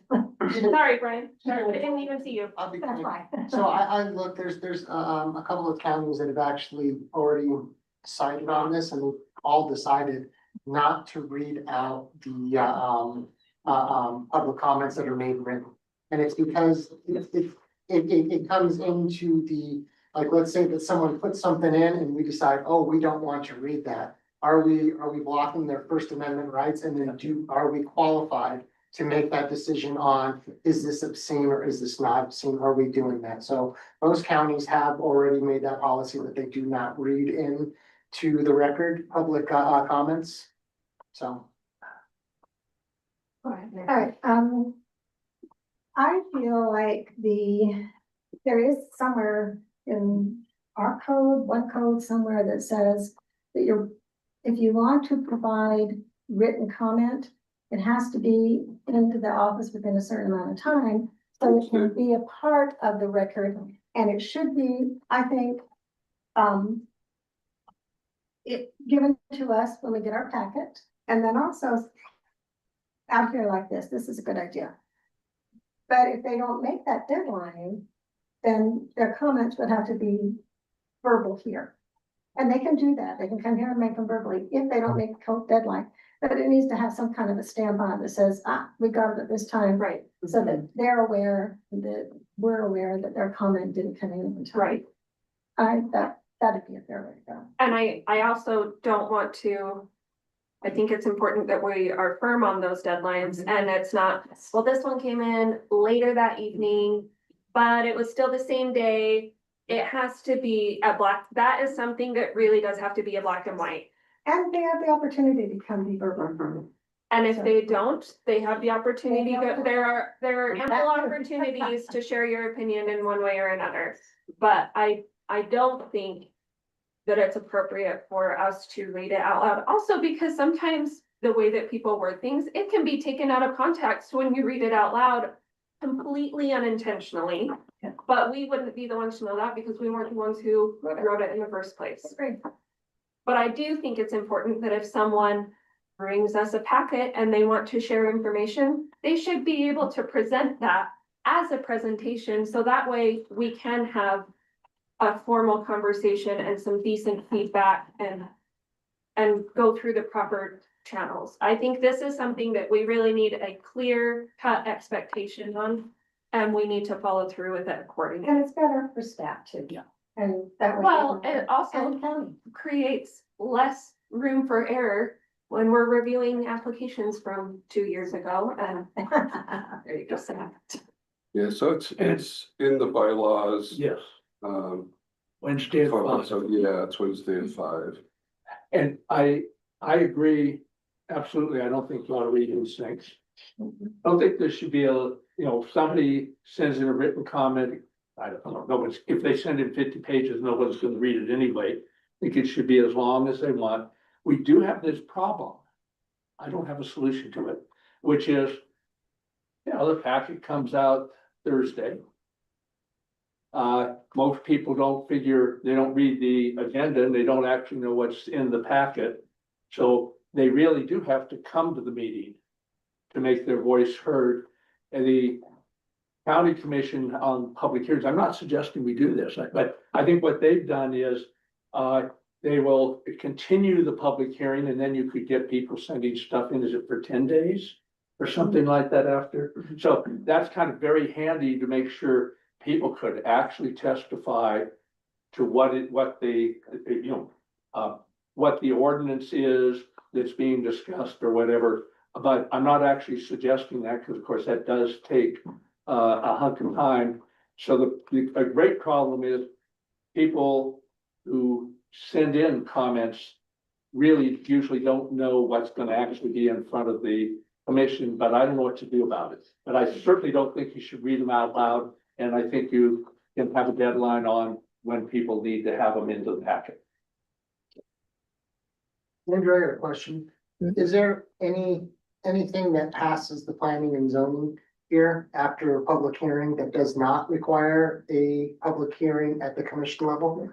Cause So you get that, that's where you They have- get that. There's ample time in between, then this, there's also the second, public hearing, then the 10 days, and then the actual. There's meeting. also citizens to be heard at the county commission when there's county commission agenda or public hearing. Exactly. The thing is, we don't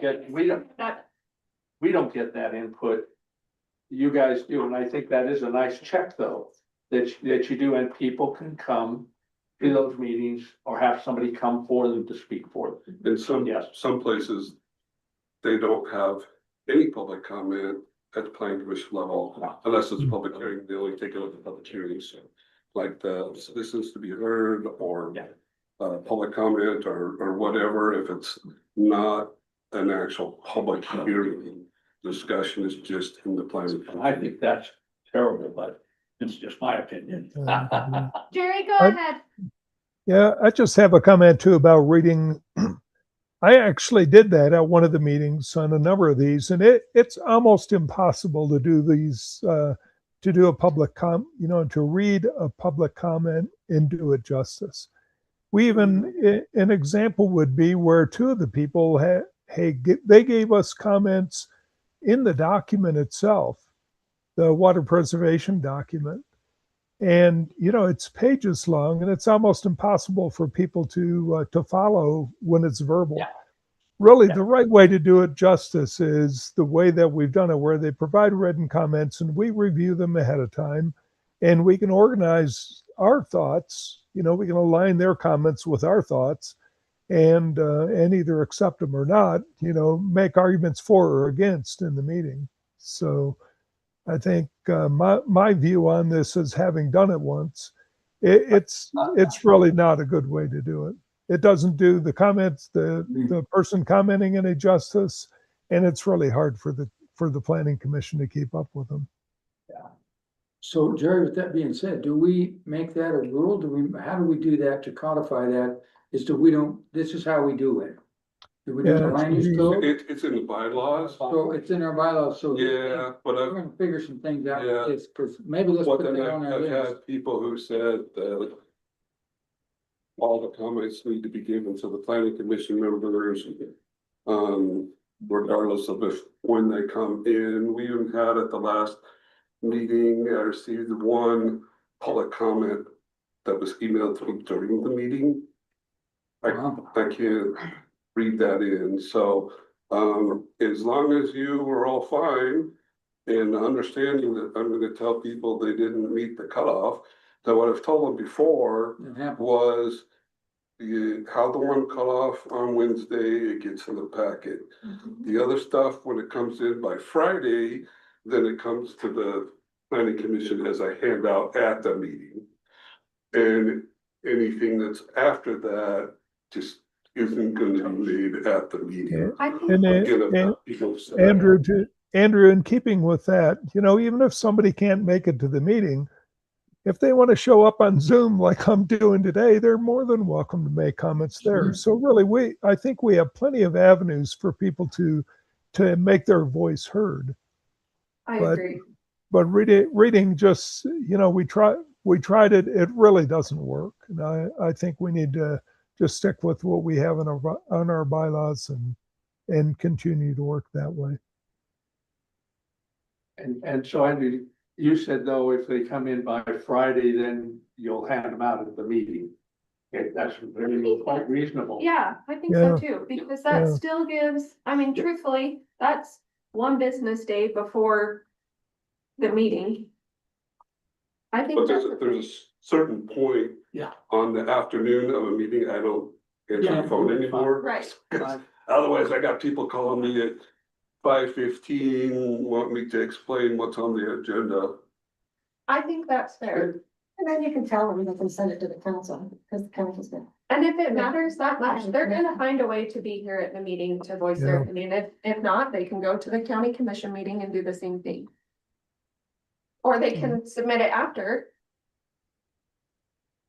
And just know that it's not going to make it to the table. I think we're good on that. Okay, good. Okay. Planning Commission bylaws. So we reviewed the planning commission bylaws. I think it was, well, it started out last year. It was in 2025 and then into 2026. We adopted some bylaw recommendations that we then were to forward to the county commission. But then just as we were done with that and I was moving it forward to the county commission, then I was told that the county commission or the county admin maybe had a template for bylaws that all of the groups, all of the boards that were part of the county boards had to follow the same template and make sure that everything was in. And so I said, well, it doesn't really fit with the planning commission because there's some things that are in state code the planning commissions have to have in their bylaws or in the ordinance that establishes the planning commission and outlines it, which aren't in that template. And they're also not things that other boards would have. And so, in following up on that again, then I was told that, yeah, the planning commission probably is an odd duck and they can have their own bylaws. It still gets forward to the county commission to approve that. And they'll, you know, I'm not looking for any motions today.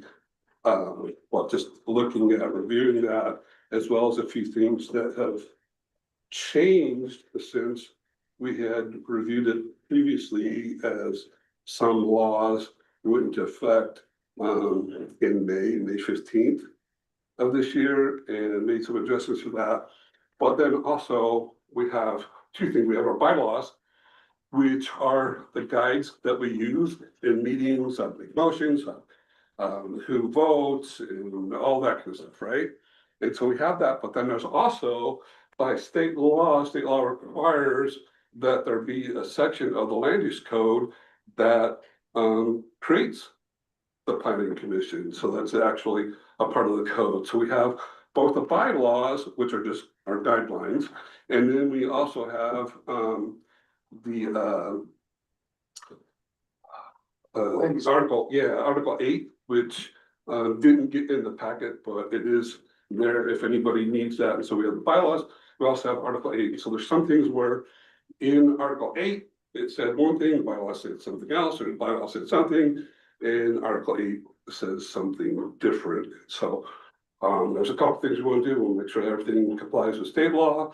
We want to make sure that the bylaws and Article 8 are consistent with each other, so we don't have discrepancies.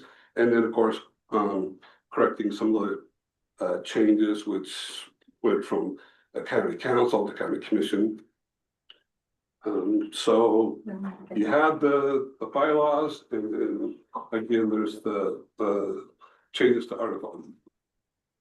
Andrew, thank you very much. That's really good to look at that, because I had questions at the very beginning when I had 2 liaisons, and I still had that question. Have I had an answer? No. I went to the I went to the commission, and nobody gave me an answer. I stood there, citizen meeting, and said, why? Show me the ordinance that you did. Nobody gave me an ordinance. I still want it. Okay, I want it. I want to know, is that in the LUC? Yeah, There? it's this, so the handout It that's says there. one, and then it says 2. Yeah, No, so no that extra offers, so it's one, and then the question was then. is it 2? We have 2. I have a real question. I'd like you to find out what the state says, what our things state, so that I can get off that horse and quit riding, because I don't quit riding until I know that I got the horse in the corral. And I still don't have it. I don't see a ton of issues with what we're doing. Yeah, sometimes I understand what goes on and we start pushing our agenda a little bit as to what we did. And that's a bothersome position. your liaisons, and I'd like that explained. So the liaison knows their job as well. I can appreciate what you're double dutying, and I appreciate that. I get that. You got commission meetings, then you gotta come and listen to us rant, and Mary's gonna try to keep us in line. Good luck, Mary. Thank you very much for that. We're doing our best. Also, there was, Doing good. can a citizen, let's say that the mayor decides that they wanna be on the planning and zoning for the county. Is that possible? Can an elected official in another setting be on P and Z and have a vote? Is that possible? That's something I'd like you to find out for me, because it's kind of bothersome to me. Because I look at it and go, wait a minute, that could possibly happen. It really could. And do we want that? And then I want to know when the board makes a decision. This is because we have sometimes split votes. And Obi and I are probably the best opposites on this board. Respect the heck out of you, buddy. You're a smart guy. In that setting, and I agree with you with this stuff tonight as well. In that setting, if Obi and I have a disagreement, and Randy's all puffed up because Obi won 5-2 or 4-3, Right. or whatever, or lost, it doesn't matter. My point is, when I go out in the public, do I have a right to espousal what I heard in this meeting and who voted what and what I did about it? Once it's been over. It's on the, But if the vote's over here, but it's not done at the commission. We moved it forward. It's not done. You're saying, should, And I, you're saying, should it's be- over, but I go out and start parlaying my opinion, even though I'm a loser on the vote, because most winners don't do that. Only us losers do that. But my point is, in the training that I've had with the state, you keep these votes here. Yes, the board voted, and yet, no, they didn't. And you can certainly say, I didn't vote for it. Right. But I don't think it's your place to go out and start parlaying for something beyond what you've already voted here and lost or won. That's my opinion. I never will go to the commission unless asked. Randy, we want you to come and testify why this vote went this way. Okay. Otherwise, it's in here, it's in the minutes, and that's all there is. That's it. My opinion is I voted for or against, that should be mine, and I have the right to have it. That's my question tonight, is the decision of the board to take outside of the meeting. And how much can they actually put as their personal right to say versus what they did and the control they had within their board. Does that make sense? Because we got to be careful with that stuff sometimes. And you brought it up tonight about not getting sued and that kind of thing.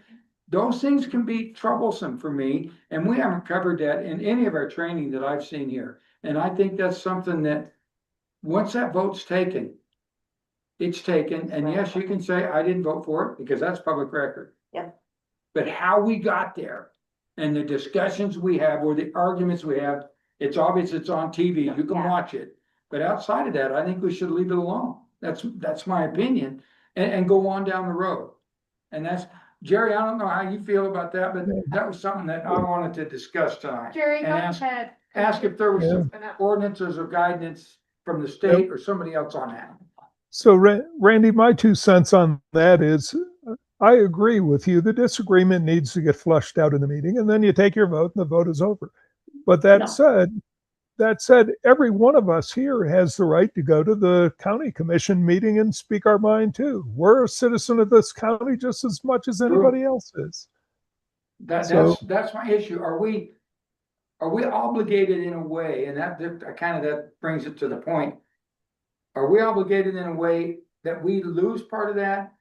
Especially don't before think the so. county has a chance to vote on I what we don't- sent them. I don't think I don't so. know. Randy, you're a volunteer. Each question. These are volunteer positions here. Right. We're citizens or residents of the county, and if you feel, you know, that you need to go to the county commission and make a statement during their citizens to be heard portion, that's absolutely your right to do that, and you should do it. Randy, And- are you saying? I just want to make sure we're on the same page. You're just speaking like out in public, not, Correct. I'm not not, talking about the council. he's not talking about going to county to the commissions. commission. He's saying going golfing and running into John Megan- Doe and in that regard, I think my expectation as a member of this commission is that I act in a professional way. And I would expect everybody in this commission to do the same thing. And going out in the public and spouting off about, hey, I didn't get my way on this and blah, blah, blah. That's not professional. Or taking it to social media and. Yeah, absolutely. But Just Never act seen me in- on social media. yeah. I don't think the county commission meeting was what he was referring to. No, I think he was just saying between when it leaves planning here, when it leaves our meeting, before it gets to You know what? county commission It's- for a vote. Yeah, so it's quite simple. all If I'm somebody, saying. if somebody know if asks, there's- Randy, if somebody asks why you voted the way you did, I think you should tell them, go watch the Watch a recording. movie. Yeah, go Download watch the movies. recording, go watch the minutes. Everything is right there. Yeah, that's fair. Obi, go ahead. I'd only say I've talked to Stephen Stock about this a lot.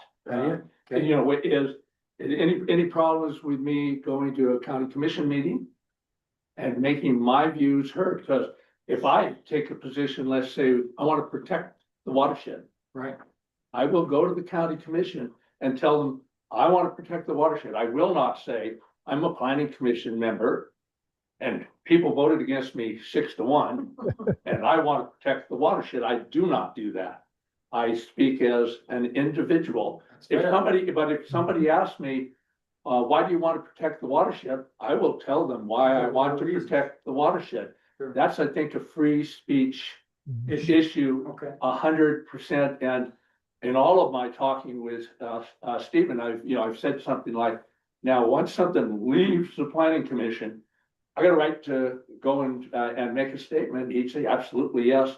And I would defend that right. I never go out and badmouth anybody in this room.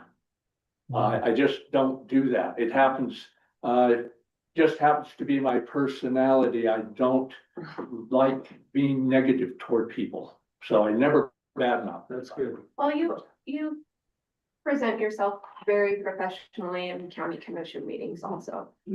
I have watched you in a couple.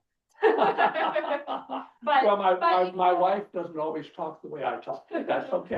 But I mean, unless someone knows that you're on planning and zoning, you never have that Yeah. correlation either. And I think that's important too, that you go as an unbiased citizen with your concerns to openly express. Trish, what would you like to say? And I think, Granny, and you probably know this, I'm very impressed in general with the county commissioners. When it is a contentious item specifically, most have watched, right? Like many a time I've heard Chair McCandless go, I watched it, you know, like she watched the banter, which I think is really good, right? Because you know, I think it's imperative, specifically on those contentious items, you know, I mean, I don't think all commissioners are gonna turn around and watch these whole meetings, but when it's those contentious items, I think they do, which is really, That's good. it is really good. That's why we're on the TV, I guess. Yeah. One of the things I had a question about is like when we had Emily running, if they win an election, is there a period where like they're not inaugurated yet? Do they step like that? I always thought that was missing, the bylaws of that. Like, should they step down after election or after an inauguration? I know, 'cause Kevin. Pebble Commission or Moab City Council?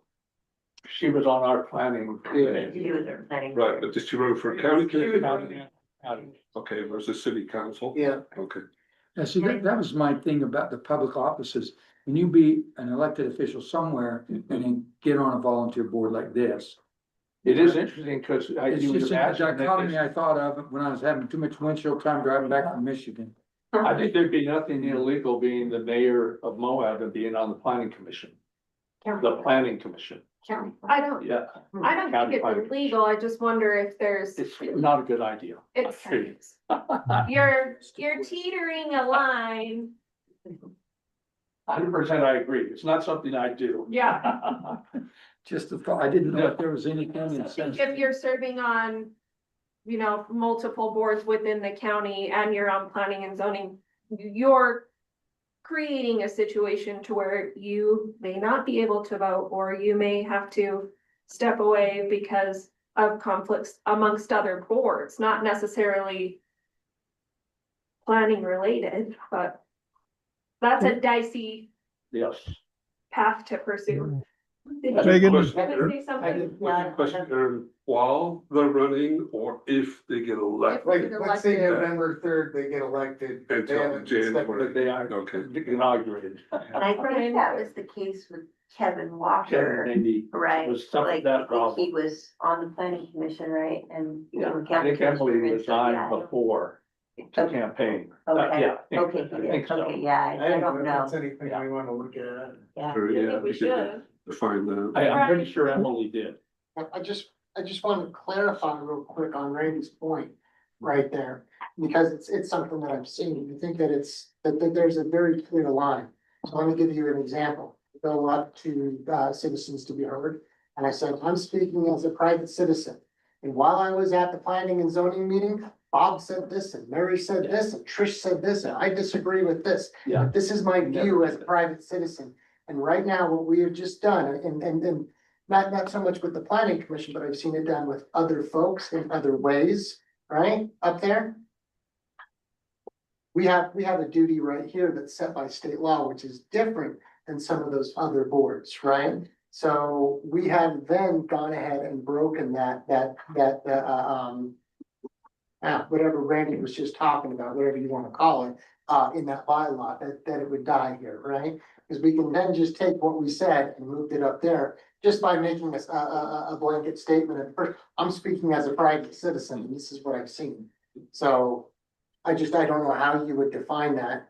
In that I know there's bylaw. fiduciary duty of some kind on this board, and I know that I tried my best to be there, but I was just thinking about it. I don't know that there's been an example here since I've been on it, No, but I always think about what are the rules and how come. Like Yeah. Public Open Meetings Act and. No, Well, I have I'll I have a give you an suggestion. example from the planning, or from the MTAP board.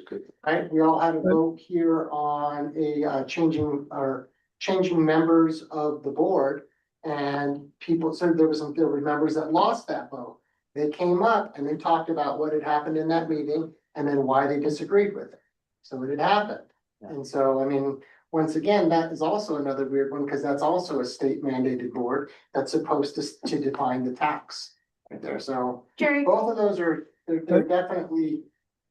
worth. I have a suggestion with this regard, and that is Andrew's done a nice job of putting our bylaws together along with some notes on what needs to change. And in fact, if we have concerns about these things and we want to include those concerns in the bylaws, we can do that. They'll go through legal review and they'll go through the county commission for approval. So they go through a couple of steps.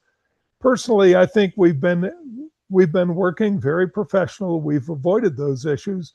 Yeah. In my mind, if we don't have those issues, there's probably not a reason to put them in the bylaws. But to finish up this conversation and to move ahead with what Andrew has brought us on the bylaws, I'd like to propose that we take a couple weeks till the next meeting and we review those bylaw changes in detail and then bring them up for discussion again in the following meeting.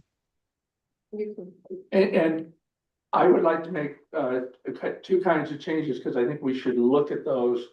If we're gonna review them in a week's time, and I could do them relatively quickly. One is on section 4, 1B, I think that's my Roman numerals, 0.3, voting, and it's on page 122.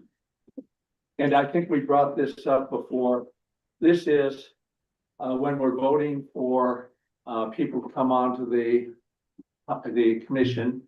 I think we should drop, if requested by the chair, written ballots may be used for voting purposes. I think I've brought this up before. Yeah. We don't ever do that on any other decision. Yeah. And we got in trouble one time with Stephen Stock because somebody went there and reported it was a 6-1 vote for such and such a person, and he said, who voted for who? Well, I don't know, it was a secret ballot. So I just think we could, I would love to see that kind of just removed. And then it's just like any other vote we've ever made. The second one is a more complicated, probably. It has to do with ex parte communications, and I do want, if I can just find it, it is 125. V1, where is it? It's 125. 125, okay, thank you very much. Helping me, it's way back there. I really, You were close, Obi. screwed that up. Okay, 125, yes. Here it is, I won't have the, oh yeah. So I think, I don't like the wording of this, but it is a substantive matter. Here's what I've understand from the ground rules. And I'm going to open it up, you know, this guy is Craig Hall, I guess is the person we take disputes to. It says ex parte communications are to be avoided in administrative matters. They are appropriate, however, when legislative issues are concerned. When functioning in her legislative capacity, an elected official, a city councilman may conduct wide-ranging conversations with constituents and others about the wisdom of a proposed amendment to the general plan. Land use ordinances, zoning maps, or annexations. And this is, of course, I've talked to Stephen Stock about also, and of course, can you have a workshop on the general plan where you mingle around with all the citizens and you talk about, well, where do you think we ought to put density? And one says, I'll put it there. Somebody says, yeah, I think that's a pretty good idea. Here you are discussing something that would be business before the planning commission. And this wouldn't be considered ex parte communications, legislation stuff. Now, he says, when acting as a land use authority, having conversations with individuals involved in the administrative application, which hold outside public meetings and outside the presence of other individuals and staking the anthem. Anyway, that's considered ex parte communication, talking to somebody who has a proposal in front of you. Now, so I'm looking now, and I would check with what Stephen thinks. Here would be what I have problems with. A planning commissioner shall not have any ex parte discussions regarding any business before the commission. That's fine. I agree with that. Any ex parte communication, if it's now defined, and I can't figure out what they're saying here exactly. For purposes of the planning commission, ex parte discussions include any communication with interested parties. There's going to be the interested parties that are in here of any issue coming before the planning commission outside the public meeting prior to the commission's final decision. I look at the word include. Does that mean that's all of them? It includes it, or is that part of them? For the purposes of the planning commission policy, interested parties shall mean applicants, representatives of applicants, investors, business partners, or any other party with a financial interest in a land use application. Begins to sound like call here. As part of communications, of course, and you should disclose them. But it's confusing to me because when I read a planning commissioner shall not have any ex parte, that means outside, I guess. It's one-sided. What's one? One-sided. One side, so that is what it is. It Ex is parte. clear. Okay, So you're getting it from one side and not having that's both right. sides But, together. but does it mean when you're talking to a citizen about the general plan? No, I don't think so, Obi, is there a because way to do, you know, if it said for the purpose of the planning commission, ex parte communications, ex parte discussions involve any, include is such a funny word because it sounds like it might only be one kind of thing. Obi, I think the key there, Obi, is that it's any party having a financial association with a land use application. And I so agree with you, Jerry, and is there some way we can word that better? yeah, we probably ought to have Stocks help us do that, but I agree. I would love Stephen to take a shot at that. Yeah. I would love that. Yeah. Public documents like land use code, or, yeah, like when we're, and general plan and these things, those are public documents, they're not private documents. And, Yeah. I know there's been some discussion about, well, if it's a legislative decision or it's administrative Yep. decision. And, planning commissions don't have legislative power. County commissions don't have No, legislative. planning commissions don't have legislative power, right? You can't make laws, right? That's up to the county commission to make laws, and so I've had this discussion on with Bart and with Steven. And, you know, okay, well, you can have discussions on legislative issues, but not administrative issues, but then it's like, well, can a planning commission make a legislative decision in Utah? Can they discuss something about the general plan with the public and not report it as an ex parte communication? And you I go to would the say- public meetings. Yeah, go to the public meeting. OB, I would say, given the definition in here, the answer is yes, because it's not related to a land use applicant. That's correct. Yes, but my problem with I can't go back to it, of course, but the very first sentence says any business before. So then it kind of sounds really general. What's business before? Is the business before, No. discussing the general plan and what your That- views on the general plan or the water element? For Well, example, but you know what- which is you an know what- amendment to the general Oh, plan. OB, that there's a reason that it goes through those 3 steps to limit, what you can and cannot do. And in the final statement down there, it says land use applicant. And so general plan, you can absolutely have conversations about. Okay, So, real quick, so why then did we not discuss this application today? That's the same exact question I had. Well, but it's not an app. With public about these things, but we can't We're basing it. have somebody here and talk to them. and because it's an app. It's not. It's not an applicant. It's a pre-app. Yeah, So, Yeah. but so if yeah. you're going to hear Public. a general plan, can you talk to people about that? Or you can say, nope, that's gonna come before the planning commission, so we can't have a discussion now. So, and so it's going to be coming back to us. So they haven't filled out an application. We But don't that- pre-approve anything. That also needs to be up to the chair, whether we're going to move forward with that conversation or something. Well, I'm glad you turned it down. Oh. I would recommend if you do something like that, you go through legal first.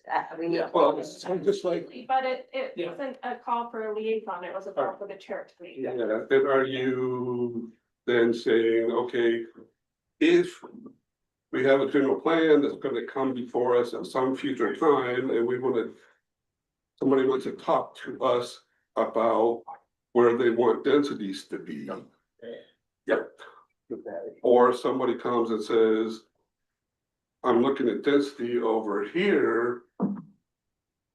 I guess I have that the same question as Commissioner Martinez. But I would only say, and I don't know what the right answer is. This looks more like an application than somebody saying, I think we should have density in the center and protect the outside things like our land use. Yeah, also it's okay to like, take something like that to planning and zoning and say, I have this idea. What are the steps that I should take or are there, That's fast report. that's that, but I think Yeah. that that's. So, And Where's where that going where's to? it come from? Is we had an applicant come in here one time and say, and it was when Tony was chair. And I agreed with him. And they wanted to come in and just tell us they were gonna do this project. That needs to go to planning. Well, no, they could go there, but he just wanted to say, but Tony said, fine, nobody can talk about it because we're going to hear it again. And that's for the That's chair. where to- that comes from. well, so Yeah. then, let's just say for the Steen property, right? And so they submitted for resort commercial, which by the way, if you read resort commercial, resorts are not permitted there. So there's a lot of people that discuss, oh, they're gonna put this resort in or this casino, what, resorts aren't permitted in the resort commercial zone. But some people said, well, if this would have been resort special, I could have voted for it, but actually even resort special doesn't allow resorts. So where's the No. resort? It has to have an overnight accommodations overlay, which is another zone change on top of that, but the question is gonna be, could, or should the Steens have been able to come in and have feedback from planning commission members who would say, if it was a board special, I would vote for it, but since it's not, I won't. Saying how you're gonna vote before the vote comes through, before they give us a full application. Nope, no way. So that's a thing. So is it after the fact that then they find out that people would have voted for it if it was resort special? They could probably bring in another They application. just bring it back through.